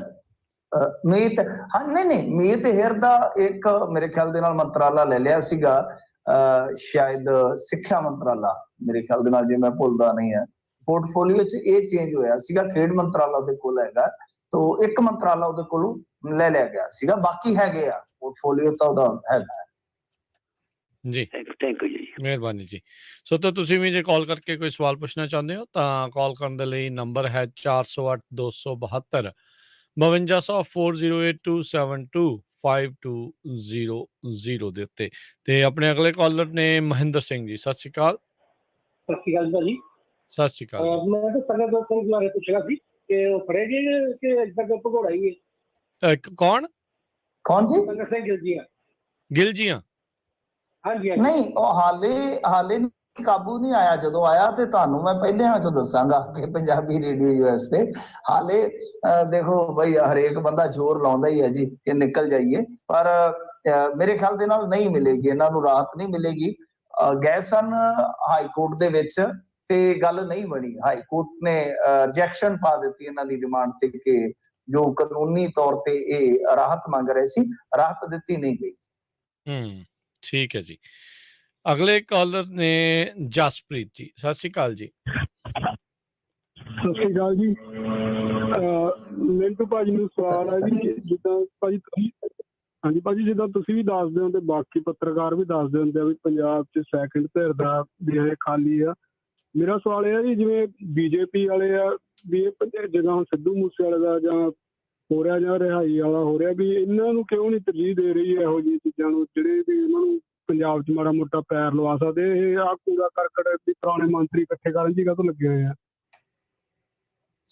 ਨਹੀਂ ਦੇਖੋ, ਆਉਣ ਵਾਲੇ ਦਿਨਾਂ 'ਚ ਸਿਨੈਰੀਓ ਟੋਟਲੀ ਤੁਹਾਨੂੰ ਚੇਂਜ ਨਜ਼ਰ ਆਏਗਾ। ਬਹੁਤ ਵੱਡੇ ਵੱਡੇ ਬੰਦੇ ਜਿਹੜੇ ਆ ਨਾ, ਉਹ ਗਿੱਚੀਆਂ ਫੜ ਲੈਣਗੇ। ਮੇਰੀ ਗੱਲ ਨੋਟ ਕਰ ਲਿਓ, ਬਹੁਤ ਕੁਛ ਆ। ਤੇ ਰਾਜਕਰਨਵੀਰ ਸਿੰਘ ਜੀ, ਸ਼ੁਰੂਆਤ ਤੁਹਾਡੇ ਸ਼ਹਿਰ ਤੋਂ ਹੋਣੀ ਜੇ, ਇਹ ਵੀ ਚੇਤੇ ਰੱਖਿਓ। ਹਾਂ, ਜਿੱਥੇ ਹੁਣ ਤੁਸੀਂ ਰਹਿੰਦੇ ਜੇ। ਹਾਂਜੀ ਹਾਂਜੀ, ਨਹੀਂ ਇਸ ਸਿਟੀ 'ਚ ਨਹੀਂ ਜਿੱਥੇ ਹੁਣ ਬੈਠੇ। ਮੈਂ ਸਮਝ ਗਿਆ ਤੁਹਾਡੀ ਗੱਲ। ਹਾਂਜੀ, ਇਸ ਏਰੀਆ 'ਚ ਸ਼ੁਰੂਆਤ ਹੋਣਗੀ। 3 ਮੰਤਰੀ ਇੱਥੇ ਆ ਕੇ ਕਹਿੰਦੇ ਸਾਰਾ ਪੁਲੰਦਾ ਬੰਨ ਕੇ ਲੈ ਗਏ ਇੱਥੋਂ। ਅੱਛਾ, ਸਾਰਾ ਪੁਲੰਦਾ ਪੁਲੰਦਾ ਆਪਾਂ ਖੋਲ ਦਿਆਂਗੇ ਸੋਰਸਸ ਦੇ ਜ਼ਰੀਏ। ਥੋੜੇ ਮਤਲਬ ਕਿ ਥੋੜਾ ਟਾਈਮ ਲੈ ਲਈਏ, ਤਾਂ ਸਾਰਾ ਇੱਥੋਂ ਬੰਨ ਕੇ ਲੈ ਗਏ ਆ, ਸਾਰਿਆਂ ਦੀਆਂ ਕੁੰਡਲੀਆਂ ਉਹ ਬਣਾ ਕੇ ਲੈ ਗਏ ਪਿਛਲੇ ਦਿਨ। ਇਹਨਾਂ ਨੂੰ ਕਿਸੇ ਨੂੰ ਪਤਾ ਨਹੀਂ ਲੱਗਾ। ਔਰ ਸ਼ੁਰੂਆਤ ਜਿਵੇਂ ਮੈਂ ਤੁਹਾਨੂੰ ਕਿਹਾ ਕਿ ਜਲੰਧਰ ਦੇ ਸਮਾਰਟ ਸਿਟੀ ਪ੍ਰੋਜੈਕਟ ਤੋਂ ਹੋ ਸਕਦੀ। ਜੀ ਜੀ ਜੀ। ਸੋ ਲੱਗੇ ਨੇ ਜੀ ਉਹਨਾਂ ਦੇ ਦੁਆਲੇ, ਹੁਣ ਦੇਖੋ ਕੀ ਬਣਦਾ ਅੱਗੇ। ਤੇ ਕਾਲ ਕਰਨ ਦੇ ਲਈ ਸਰੋਤਿਓ ਨੰਬਰ 408-272-5200 4082725200। ਜਸਵੀਰ ਸਿੱਧੂ ਜੀ, ਸਤਿ ਸ਼੍ਰੀ ਅਕਾਲ। ਹਾਂਜੀ ਸਤਿ ਸ਼੍ਰੀ ਅਕਾਲ ਭਾਈ। ਸਤਿ ਸ਼੍ਰੀ ਅਕਾਲ। ਸਤਿ ਸ਼੍ਰੀ ਅਕਾਲ ਜੀ ਜਸਵੀਰ ਜੀ। ਮੇਰਾ ਇੱਕ ਸਵਾਲ ਹੈਗਾ ਤੁਹਾਡਾ, ਸ਼ਾਇਦ ਤੁਹਾਨੂੰ ਚੰਗਾ ਲੱਗੇ ਨਾ ਲੱਗੇ, ਪਰ ਮੈਂ ਕਹਿੰਦਾ ਮੈਨੂੰ ਜੀ ਏਦਾਂ ਨਹੀਂ ਹੋਣਾ ਚਾਹੀਦਾ ਜਿੰਨੇ ਆਪਣੇ ਸਾਬਕਾ ਮੰਤਰੀ, ਸਾਬਕਾ ਮੁੱਖ ਮੰਤਰੀ, ਸਾਬਕਾ MLA, ਇਹ ਭਗਵੰਤ ਮਾਨ ਇਹਨਾਂ ਸਾਰਿਆਂ ਨੂੰ ਇਕੱਠੇ ਕਰਕੇ ਇੰਟਰਵਿਊ ਐ ਲਵੇ ਵੀ ਭਾਈ ਸਟੇਟ ਨੂੰ ਚਲਾਉਣ ਵਾਲੇ ਅਮੀਰ ਹੋ ਗਏ ਤੇ ਸਟੇਟ ਗਰੀਬ ਹੋ ਗਈ, ਇਹ ਕਿੱਦਾਂ ਹੋ ਗਿਆ? ਨਹੀਂ ਦੇਖੋ, ਇਹ ਤੇ ਬਿਲਕੁਲ ਸਿੰਪਲ ਫੰਡਾ ਹੈ ਕਿ ਸਟੇਟ ਗਰੀਬ ਹੋਇਆ ਤੇ ਉਹ ਅਮੀਰ ਹੋਏ ਨੇ ਨਾ। ਇਹ ਤਾਂ ਸਿੰਪਲ ਫੰਡ ਹੈ। ਇਹ ਤਾਂ ਕੋਈ ਵੈਸੇ ਵੇਖਣ ਵਾਲੀ ਕੋਈ ਗੱਲ ਹੀ ਨਹੀਂ, ਕਿਉਂਕਿ ਦੇਖੋ ਸਾਡੀ ਰਾਜਨੀਤੀ ਦੀ ਬੜੀ ਪਿਰਤ ਭੈੜੀ ਰਹੀ ਆ ਸ਼ੁਰੂ ਤੋਂ ਕਿ ਕੁਝ ਕਾਰੋਬਾਰੀਆਂ ਨੇ ਰਾਜਨੀਤੀ ਨੂੰ ਚਲਾਇਆ, ਕੁਝ ਕਾਰੋਬਾਰੀਆਂ ਨੇ ਰਾਜਨੀਤੀ ਨੂੰ ਚਲਾਇਆ। ਤਾਂ ਜਦੋਂ ਰਾਜਨੀਤੀ ਉਹ ਚਲਾਉਣੀ ਸਟਾਰਟ ਕਰਦੇ ਤਾਂ ਫਿਰ ਉਹ ਆਪਣੇ ਕਾਰੋਬਾਰ ਵੀ ਨਾਲ ਚਲਾ ਰਹੇ ਸੀ।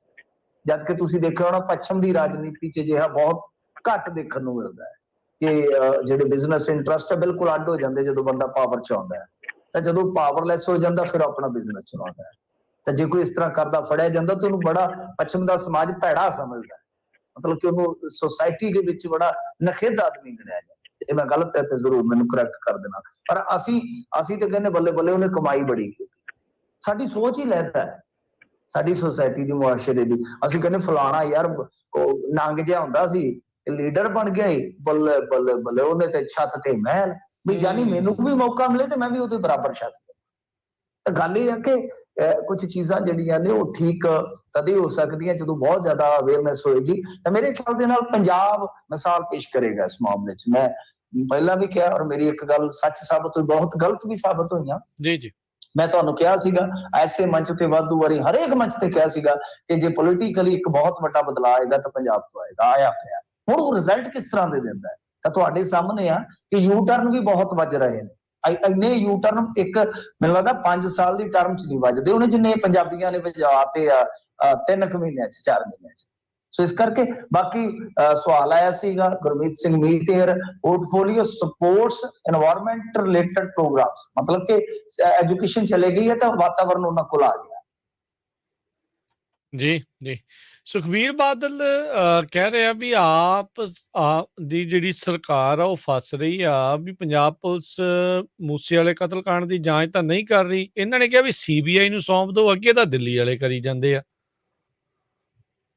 ਨਹੀਂ ਦੇਖੋ, CBI ਨੂੰ ਮੈਂ ਸਮਝਦਾ ਇਹ ਗੱਲਾਂ ਜਿਹੜੀਆਂ ਨੇ ਨਾ ਸੁਖਬੀਰ ਸਿੰਘ ਬਾਦਲ, ਦੇਖੋ ਸੁਖਬੀਰ ਸਿੰਘ ਬਾਦਲ ਹਾਲੇ ਵੀ ਸਬਕ ਨਹੀਂ ਸਿੱਖ ਰਹੇ। ਮੈਂ ਇੱਕੋ ਚੀਜ਼ ਦੇਖੀ ਆ ਉਹਨਾਂ ਦੇ ਗਵਾਂਢ 'ਚ ਰਹਿ ਕੇ ਕਿ ਬਿਜ਼ਨਸਮੈਨ ਉਹ ਘੈਂਟ ਆ ਪਰ ਸਿਆਸਤਦਾਨ ਉਹ ਬਿਲਕੁਲ ਕਹਿ ਲਓ ਕਿ ਜਿੱਦਾਂ ਕਹਿ ਲਈਏ ਨਾ ਕਿ ਬਹੁਤ ਸਧਾਰਨ ਦਰਜੇ ਦੇ ਸਾਬਤ ਹੋਏ। ਤੁਸੀਂ ਇਹ ਦੇਖੋ, ਇਹ ਮੰਗ ਕਰਨੀ ਕੀ ਵਾਜਬ ਹੈਗੀ ਹੈ ਜਦੋਂ ਉਹਨਾਂ ਦਾ ਪਰਿਵਾਰ ਹੈ, ਮਾਤਾ ਹੈ ਸਿੱਧੂ ਦੀ, ਪਿਤਾ ਹੈ, ਜਦੋਂ ਉਹ ਕਹਿੰਦੇ ਆ ਕਿ ਹਾਲੇ ਅਸੀਂ ਸਰਕਾਰ ਨੂੰ ਸਮਾਂ ਦੇਵਾਂਗੇ, ਜਦੋਂ ਵੇਲਾ ਆਇਆ ਫਿਰ ਅਸੀਂ ਸਟਰਗਲ ਵੀ ਕਰਾਂਗੇ, ਉਹਦੇ ਵਾਸਤੇ ਫਾਈਟ ਵੀ ਕਰਾਂਗੇ ਤੇ ਉਹਦੇ ਵਾਸਤੇ ਸਾਨੂੰ ਜੇ ਪ੍ਰੋਟੈਸਟ ਕਰਨੇ ਪਏ ਉਹ ਵੀ ਕਰਾਂਗੇ। ਤੇ ਜੇ ਫਿਰ ਕਿਉਂਕਿ ਤੁਸੀਂ ਦੇਖੋ ਅਮਿਤ ਸ਼ਾਹ ਦੇ ਨਾਲ ਤਾਂ ਡਾਇਰੈਕਟਲੀ ਉਹਨਾਂ ਦੀ ਮੁਲਾਕਾਤ ਹੋਈ ਵੀ ਹੈ, ਜੇ ਉਹਨਾਂ ਨੇ ਕੋਈ ਇਨਕੁਆਇਰੀ ਕਰਾਉਣੀ ਹੋਵੇ ਤੇ ਅਮਿਤ ਸ਼ਾਹ ਦਾ ਦਫ਼ਤਰ ਉਹਨਾਂ ਤੋਂ ਕਿੰਨੀ ਕੁ ਦੂਰ ਹੈ। ਸੋ ਇਸ ਕਰਕੇ ਇਹ ਮੰਗ ਸਿਆਸੀ ਪੱਖ ਤੋਂ ਤੁਸੀਂ ਜਿਵੇਂ ਮਰਜ਼ੀ ਲਈ ਫਿਰੋ, ਪਰ ਜੇ ਆਪਾਂ ਸਮਾਜਿਕ ਪੱਖ ਤੋਂ ਦੇਖੀਏ, ਮੈਂ ਉੱਠ ਕੇ ਕਹਾਂ ਕਿ ਅੱਜ ਜਿਵੇਂ ਹੁਣ ਪਿਛਲੇ ਦਿਨੀ ਇੱਕ ਬੰਦਾ ਚਲਾ ਗਿਆ ਭਾਰਤੀ ਜਨਤਾ ਪਾਰਟੀ ਦਾ ਸੁਪਰੀਮ ਕੋਰਟ 'ਚ, ਆਖੇ ਜੀ ਸਿੱਧੂ ਦੀ ਜਾਂਚ CBI ਨੂੰ ਦੇ ਦਿਓ। ਉਹਨਾਂ ਕਿਹਾ ਤੁਸੀਂ ਕੌਣ ਜੀ ਮਹਾਰਾਜ? ਆਖੇ ਜੀ ਮੈਂ ਫਲਾਣਾ ਨੇਤਾ। ਉਹਨਾਂ ਚੱਲਦਾ ਉਹ ਇੱਥੋਂ, ਇਹ ਰਾਜਨੀਤੀ ਕਰਨ ਦਾ ਅੱਡਾ। ਤੁਸੀਂ ਜਦੋਂ ਕੋਈ ਪਰਿਵਾਰ ਆਏਗਾ, ਜਦੋਂ ਕੋਈ ਸਰਕਾਰ ਆਏਗੀ ਸਾਡੇ ਕੋਲ, ਕੋਈ ਆਰਡਰ ਪਾਸ ਕਰੇਗੀ ਤਾਂ ਦੇਖਿਆ ਜਾਏਗਾ।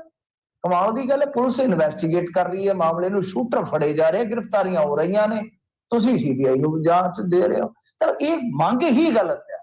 ਸਾਨੂੰ ਉਹਨਾਂ ਦੇ ਪਰਿਵਾਰ ਤੇ ਛੱਡ ਦੇਣਾ ਚਾਹੀਦਾ ਕਿਉਂਕਿ ਉਹਨਾਂ ਦੇ ਜਿਹੜੇ ਪਰਿਵਾਰ ਵਾਲੇ ਆ ਪੜ੍ਹੇ ਲਿਖੇ ਆ ਔਰ ਖੁਦ ਸਿੱਧੂ ਦਾ ਫਾਦਰ ਸਾਬਕਾ ਫੌਜੀ ਹੈ। ਜੀ ਜੀ। ਜੀ ਇਹਨਾਂ ਦਾ ਇੱਕ ਹੋਰ ਬਿਆਨ ਵੀ ਕਹਿ ਲਓ ਵੀ ਬੰਦਾ ਹੁਣ ਇਹਨਾਂ ਨੂੰ ਕੀ ਕਵੇ। ਚੰਡੀਗੜ੍ਹ ਦਾ ਕਹਿੰਦਾ 1 ਇੰਚ ਨਹੀਂ ਦੇਵਾਂਗੇ ਕਹਿ ਤੇ ਹੀ ਦਿਓ। ਹੁਣ ਚਲੋ ਅਸੀਂ ਕਹਿ ਹੀ ਦਿੰਦੇ ਆ ਵੀ ਚੰਡੀਗੜ੍ਹ ਦਾ ਕਹਿੰਦੇ 1 ਇੰਚ ਨਹੀਂ ਦੇਵਾਂਗੇ। ਔਰ ਰਾਜਪਾਲ ਨਾਲ ਮੁਲਾਕਾਤ ਕੀਤੀ ਤੇ ਆਪਣੇ ਵੇਲੇ ਨਵਾਂ ਚੰਡੀਗੜ੍ਹ ਬਣਾਈ ਜਾਂਦੇ ਸੀ। ਨਹੀਂ ਉਹਦਾ ਵੀ ਜਵਾਬ ਦਿੱਤਾ, ਕਹਿੰਦੇ ਕਿ ਅਸੀਂ ਚੰਡੀਗੜ੍ਹ ਦਾ ਕੋਈ ਨਾਂ ਥੋੜੀ ਬਦਲਿਆ, ਅਸੀਂ ਤਾਂ ਚੰਡੀਗੜ੍ਹ ਦੇ ਬਰੋਬਰ ਸਗੋਂ ਚੰਡੀਗੜ੍ਹ ਰੱਖ ਕੇ ਕਿਹਾ ਕਿ ਇਹ ਵੀ ਸਾਡਾ ਤੇ ਇਹ ਵੀ ਸਾਡਾ। ਲੈ ਬਾਦਲ ਸਾਹਿਬ ਪ੍ਰਧਾਨ ਜੀ ਕਿਹੜਾ ਪੂਰੇ ਆਉਣ ਦਿੰਦੇ ਨੇ ਕਿਸੇ ਨੂੰ। ਉਹ ਕਹਿੰਦੇ ਕਿ ਅਸੀਂ ਕਿਹੜਾ ਨਾਮ ਬਦਲਿਆ, ਉਹ ਕਹਿੰਦੇ ਚੰਡੀਗੜ੍ਹ ਦੇ ਲਾਗੇ ਚੰਡੀਗੜ੍ਹ ਆਪਾਂ ਬਣਾ ਦਿੱਤਾ ਵੀ ਚੰਡੀਗੜ੍ਹ ਉਹ ਵੀ ਸਾਡਾ ਤੇ ਇਹ ਵੀ ਸਾਡਾ। ਤਾਂ ਗੱਲ ਇਹ ਆ ਕਿ ਇਹ ਚੀਜ਼ਾਂ ਜਿਹੜੀਆਂ ਨੇ ਨਾ ਰਾਜ ਕਰਨਵੀਰ ਸਿੰਘ ਜੀ, ਰਾਜਨੀਤੀ ਦੇ ਵਿੱਚ ਜਿਵੇਂ ਉਹ ਮਫੀਦ ਹੁੰਦੀਆਂ ਨੇ ਉਹ ਉਸ ਢੰਗ ਨਾਲ ਪੇਸ਼ ਕਰ ਦਿੱਤੀਆਂ ਜਾਂਦੀਆਂ। ਜਿਵੇਂ ਇਹ ਬਾਦਲ ਸਾਹਿਬ ਹੋਰੀ ਇਹ ਦੱਸਦੇ ਨੇ ਕਿ ਇਹਨਾਂ ਦੇ ਹੁੰਦਿਆਂ ਇਹਨਾਂ ਦੇ ਕਾਰਜਕਾਲ ਦੇ ਵਿੱਚ ਮਤਲਬ ਕਿ ਲੈਟਰ ਆਉਂਦੇ ਰਹੇ ਚੰਡੀਗੜ੍ਹ ਪ੍ਰਸ਼ਾਸਨ ਵੱਲੋਂ ਕਿ ਆਪਣੇ ਅਫਸਰਾਂ ਦੇ ਪੈਨਲ ਭੇਜੋ। ਇੱਕ ਵਾਰੀ PRO ਸੀਗੇ ਉਹ ਉਸ ਡਿਪਾਰਟਮੈਂਟ ਵਾਸਤੇ ਚਾਹੀਦੇ ਸਨ, ਤਾਂ ਮਤਲਬ ਕਿ ਵੇਲੇ ਸਿਰ ਇਹ 60-40 ਰੈਸ਼ੋ ਦੇ ਤਹਿਤ ਆਪਣੇ ਪੈਨਲ ਵੀ ਨਹੀਂ ਸੀ ਭੇਜ ਰਹੇ। ਤਾਂ ਇਹ ਅਸੀਂ ਕਿਸੇ ਇੱਕ ਚ ਨੁਕਸ ਨਹੀਂ ਕੱਢਦੇ, ਸਾਡੀ ਸਾਰੀ ਲੀਡਰਸ਼ਿਪ ਦੀ ਗੱਲ ਕਰਦੇ ਆ। ਤਾਂ ਜਦੋਂ ਮੈਂ ਤੁਹਾਨੂੰ ਦੱਸਿਆ ਕਿ ਮਫੀਦ ਹੁੰਦੀ ਹੈ ਚੀਜ਼, ਉਦੋਂ ਫਿਰ ਇਹਨਾਂ ਦਾ ਨਜ਼ਰੀਆ ਜਾਂ ਨੁਕਤੇ ਨਿਗਾਹ ਜਿਹੜੇ ਆ ਉਹ ਕੁਝ ਬਦਲ ਜਾਂਦੀ ਹੈ, ਜ਼ਾਵੀਆ ਬਿਲਕੁਲ ਚੇਂਜ ਹੋ ਜਾਂਦਾ ਹੈ। ਜੀ ਜੀ ਅੱਜ ਦੇ ਅਖੀਰਲੇ ਕਾਲ ਲੈਣੇ ਆ ਸੰਤੋਖ ਸਿੰਘ ਜੀ। ਹਾਂਜੀ ਸੰਤੋਖ ਸਿੰਘ ਜੀ। ਮਿੰਟੂ ਜੀ ਸਤਿ ਸ੍ਰੀ ਅਕਾਲ। ਸਤਿ ਸ੍ਰੀ ਅਕਾਲ ਸਰ। ਮਿੰਟੂ ਜੀ ਮੇਰਾ ਸਵਾਲ ਹੈ ਕਿ ਮੋਦੀ ਜੀ 1 ਰੈਂਕ 1 ਪੈਨਸ਼ਨ ਦੇ ਬਾਰੇ ਕੀ ਕਹਿ ਰਿਹਾ ਹੈ ਜੀ, ਅਪਡੇਟ ਇਹਨਾਂ ਦੀ। ਤਾਂ 75 ਸਰ ਦਿੱਤੀ ਸੀਗੀ ਇਹਨਾਂ ਨੇ, ਉਹ 1 ਰੈਂਕ 1 ਪੈਨਸ਼ਨ ਉਹ ਪੂਰੀ ਤਾਂ ਨਹੀਂ ਦਿੱਤੀ, ਤਾਂ ਉਹਨੂੰ ਇਹਨਾਂ ਨੇ ਗਿਣ ਲਿਆ ਕਿ ਸਾਡੀ ਪ੍ਰਾਪਤੀ ਹੈ। ਤਾਂ 1 ਰੈਂਕ 1 ਪੈਨਸ਼ਨ ਹਾਲੇ ਵੀ ਕੁਝ ਹੱਦ ਤੱਕ ਲਟਕਦਾ ਮਸਲਾ ਹੈ, ਉਹ ਪੂਰਾ ਹੱਲ ਨਹੀਂ ਹੋਇਆ। ਕੁਝ ਕੀਤਾ ਇਹਨਾਂ ਨੇ ਬਟ ਪੂਰਾ ਉਹ ਤਾਂ ਕੋਈ ਐਕਸ ਆਰਮੀ ਮੈਨ ਆਪਾਂ ਨੂੰ ਦੱਸ ਸਕੇਗਾ, ਪਰ ਮੇਰੇ ਖਿਆਲ ਦੇ ਨਾਲ ਜੋ ਇਹਦੇ ਵਿੱਚ ਕਿਉਂਕਿ ਕਾਫੀ ਡਾਇਮੈਂਸ਼ਨਸ ਨੇ ਤਾਂ ਉਹ ਪੂਰਾ ਨਹੀਂ ਹੋਇਆ। ਜਿਵੇਂ ਆਪਾਂ ਕਹਿ ਲਈਏ ਕਿ ਸੰਪੂਰਨ ਉਸ ਮਸਲੇ ਦਾ ਹਾਲੇ ਤੱਕ ਵੀ ਹੱਲ ਨਹੀਂ ਹੋਇਆ। ਹਾਲਾਂਕਿ ਇਹਨਾਂ ਨੇ ਵਾਅਦੇ ਬਹੁਤ ਕੀਤੇ ਔਰ ਦਾਅਵੇ ਵੀ ਕੀਤੇ ਆ ਕਿ ਅਸੀਂ ਕਰ ਦਿੱਤਾ। ਜਿਵੇਂ ਆਪਾਂ MSP ਦਾ ਦੇਖਦੇ ਆ ਜਾਂ ਇਹ ਕਹਿੰਦੇ ਆ ਨਾ ਕਿ ਅਸੀਂ ਕਿਸਾਨਾਂ ਦਾ ਫਾਇਦਾ ਇੰਨਾ ਕਰ ਦਿੱਤਾ ਜੀ, ਉਹ ਕੁਝ ਹੱਦ ਤੱਕ ਅੰਕੜਿਆਂ ਦੇ ਲਿਹਾਜ਼ ਨਾਲ ਸਹੀ ਹੁੰਦਾ ਹੈ ਕਿ MSP ਦਿੱਤਾ ਜੀ ਦਿੱਤਾ ਤਾਂ ਉਹਦੇ ਮੁਕਾਬਲੇ ਇੰਨਾ ਦਿੱਤਾ। ਪਰ ਜੇ ਉਹਨੂੰ ਦੇਖੀਏ ਕਿ ਫਾਰਮੂਲਾ ਦੇਖੀਏ ਤਾਂ ਫਾਰਮੂਲਾ ਜਿਹੜਾ ਉਹ ਕਿਸਾਨ ਦੇ ਹੱਕ ਦਾ ਨਹੀਂ ਹੁੰਦਾ ਜਿਹਦੇ ਤਹਿਤ MSP ਦਿੱਤਾ ਜਾਂਦਾ ਹੈ। ਜੀ ਜੀ ਥੈਂਕ ਯੂ ਜੀ। ਤੇ ਸਮਾਂ ਵੀ ਜਿਹੜਾ ਉਹ ਸਮਾਪਤੀ ਵੱਲ ਨੂੰ ਆ। ਇਹਦੇ ਤੇ ਉਦਾਂ ਇੱਕ ਇਹ ਟਿੱਪਣੀਆਂ ਜ਼ਰੂਰ ਚੱਲ ਰਹੀਆਂ 1 ਰੈਂਕ 1 ਪੈਨਸ਼ਨ ਤੋਂ ਮੋਦੀ ਸਰਕਾਰ 9 ਰੈਂਕ ਤੇ 9 ਪੈਨਸ਼ਨ ਵੱਲ ਨੂੰ ਵੱਧ ਗਈ ਆ ਅਗਨੀਪਥ ਦੇ ਨਾਲ। ਸੋ ਕਿਆ ਬਾਤ ਹੈ। ਤਾਂ ਤੁਸੀਂ ਨਾ ਬੜੀ ਕਰਾਰੀ ਟਕਾ ਕੇ ਮਾਰੀ ਹੈ ਗੱਲ ਵੀ ਜੁਮਲਾ ਵੀਰ ਹੁਣ ਤਾਂ ਮਤਲਬ ਕਿ ਅਗਨੀਵੀਰ ਲੈ ਆਏ ਨੇ। ਸੋ ਦੇਖਦੇ ਆ ਅੱਗੇ ਕੀ ਬਣਦਾ ਹੈ। ਤੇ ਅਗਨੀਵੀਰ ਉਹ ਅੱਗੇ ਜਿਹਨੂੰ ਮਾਰਿਆ ਸ਼ਿੰਜੂ ਆਬੇ ਨੂੰ ਮਾਰਿਆ ਜਿਹਨੇ, ਕਹਿੰਦੇ ਵੀ ਅਗਨੀਵੀਰ ਆ। ਕੁਝ ਸਮਾਂ ਪਹਿਲਾਂ ਇਹ ਵੀ 3 ਸਾਲ ਮੇਰੇ ਖਿਆਲ ਦੇ ਨਾਲ ਨੇਵਲ ਫੋਰਸ ਚ ਲਾ ਕੇ ਆਇਆ। ਸਹੀ ਗੱਲ ਆ, ਤਾਂ ਹੀ ਕੈਮਰੇ ਵਾਲੀ ਬੰਦੂਕ ਬਣਾਈ ਫਿਰਦਾ ਸੀ। ਬਹੁਤ ਸ਼ੁਕਰੀਆ ਮਿੰਟੂ ਜੀ, ਮਿਲਦੇ ਹਾਂ ਜੀ ਫਿਰ ਅਗਲੀ ਵਾਰ। ਧੰਨਵਾਦ ਜੀ, ਸਤਿ ਸ੍ਰੀ ਅਕਾਲ ਜੀ। ਸਤਿ ਸ੍ਰੀ ਅਕਾਲ ਜੀ। ਸੋ ਦੇ ਪ੍ਰੋਗਰਾਮ ਦੀ ਸਮਾਪਤੀ ਆ। ਅਗਲੀ ਵਾਰ ਤੱਕ ਲਈ ਇਜਾਜ਼ਤ। ਮੇਰੇ ਵੱਲੋਂ ਵੀ ਤੁਹਾਨੂੰ ਸਭ ਨੂੰ ਪਿਆਰ ਭਰੀ ਸਤਿ ਸ੍ਰੀ ਅਕਾਲ। ਇਸ ਤੋਂ ਅਗਲਾ ਪ੍ਰੋਗਰਾਮ ਅਪਡੇਟ ਅਮਰੀਕਾ ਲੈ ਕੇ ਅਮਰੀਕਾ ਭਰ ਦੀਆਂ ਤੇ ਵਿਸ਼ਵ ਭਰ ਦੀਆਂ ਅਹਿਮ ਖਬਰਾਂ ਦੇ ਉੱਤੇ ਜਿਹੜੀ ਹੈ ਉਹ ਆਪਾਂ ਝਾਤ ਮਾਰਾਂਗੇ। ਤੇ ਇੱਦਾਂ ਹੀ ਜੁੜੇ ਰਹੋ ਪੰਜਾਬੀ ਰੇਡੀਓ USA ਨਾਲ। ਵੱਖ-ਵੱਖ ਪ੍ਰੋਗਰਾਮ ਆਪੋ ਆਪਣੇ ਸਮੇਂ ਦੇ ਉੱਤੇ ਉਹ ਚੱਲਦੇ ਰਹਿਣਗੇ। ਸਤਿ ਸ੍ਰੀ ਅਕਾਲ।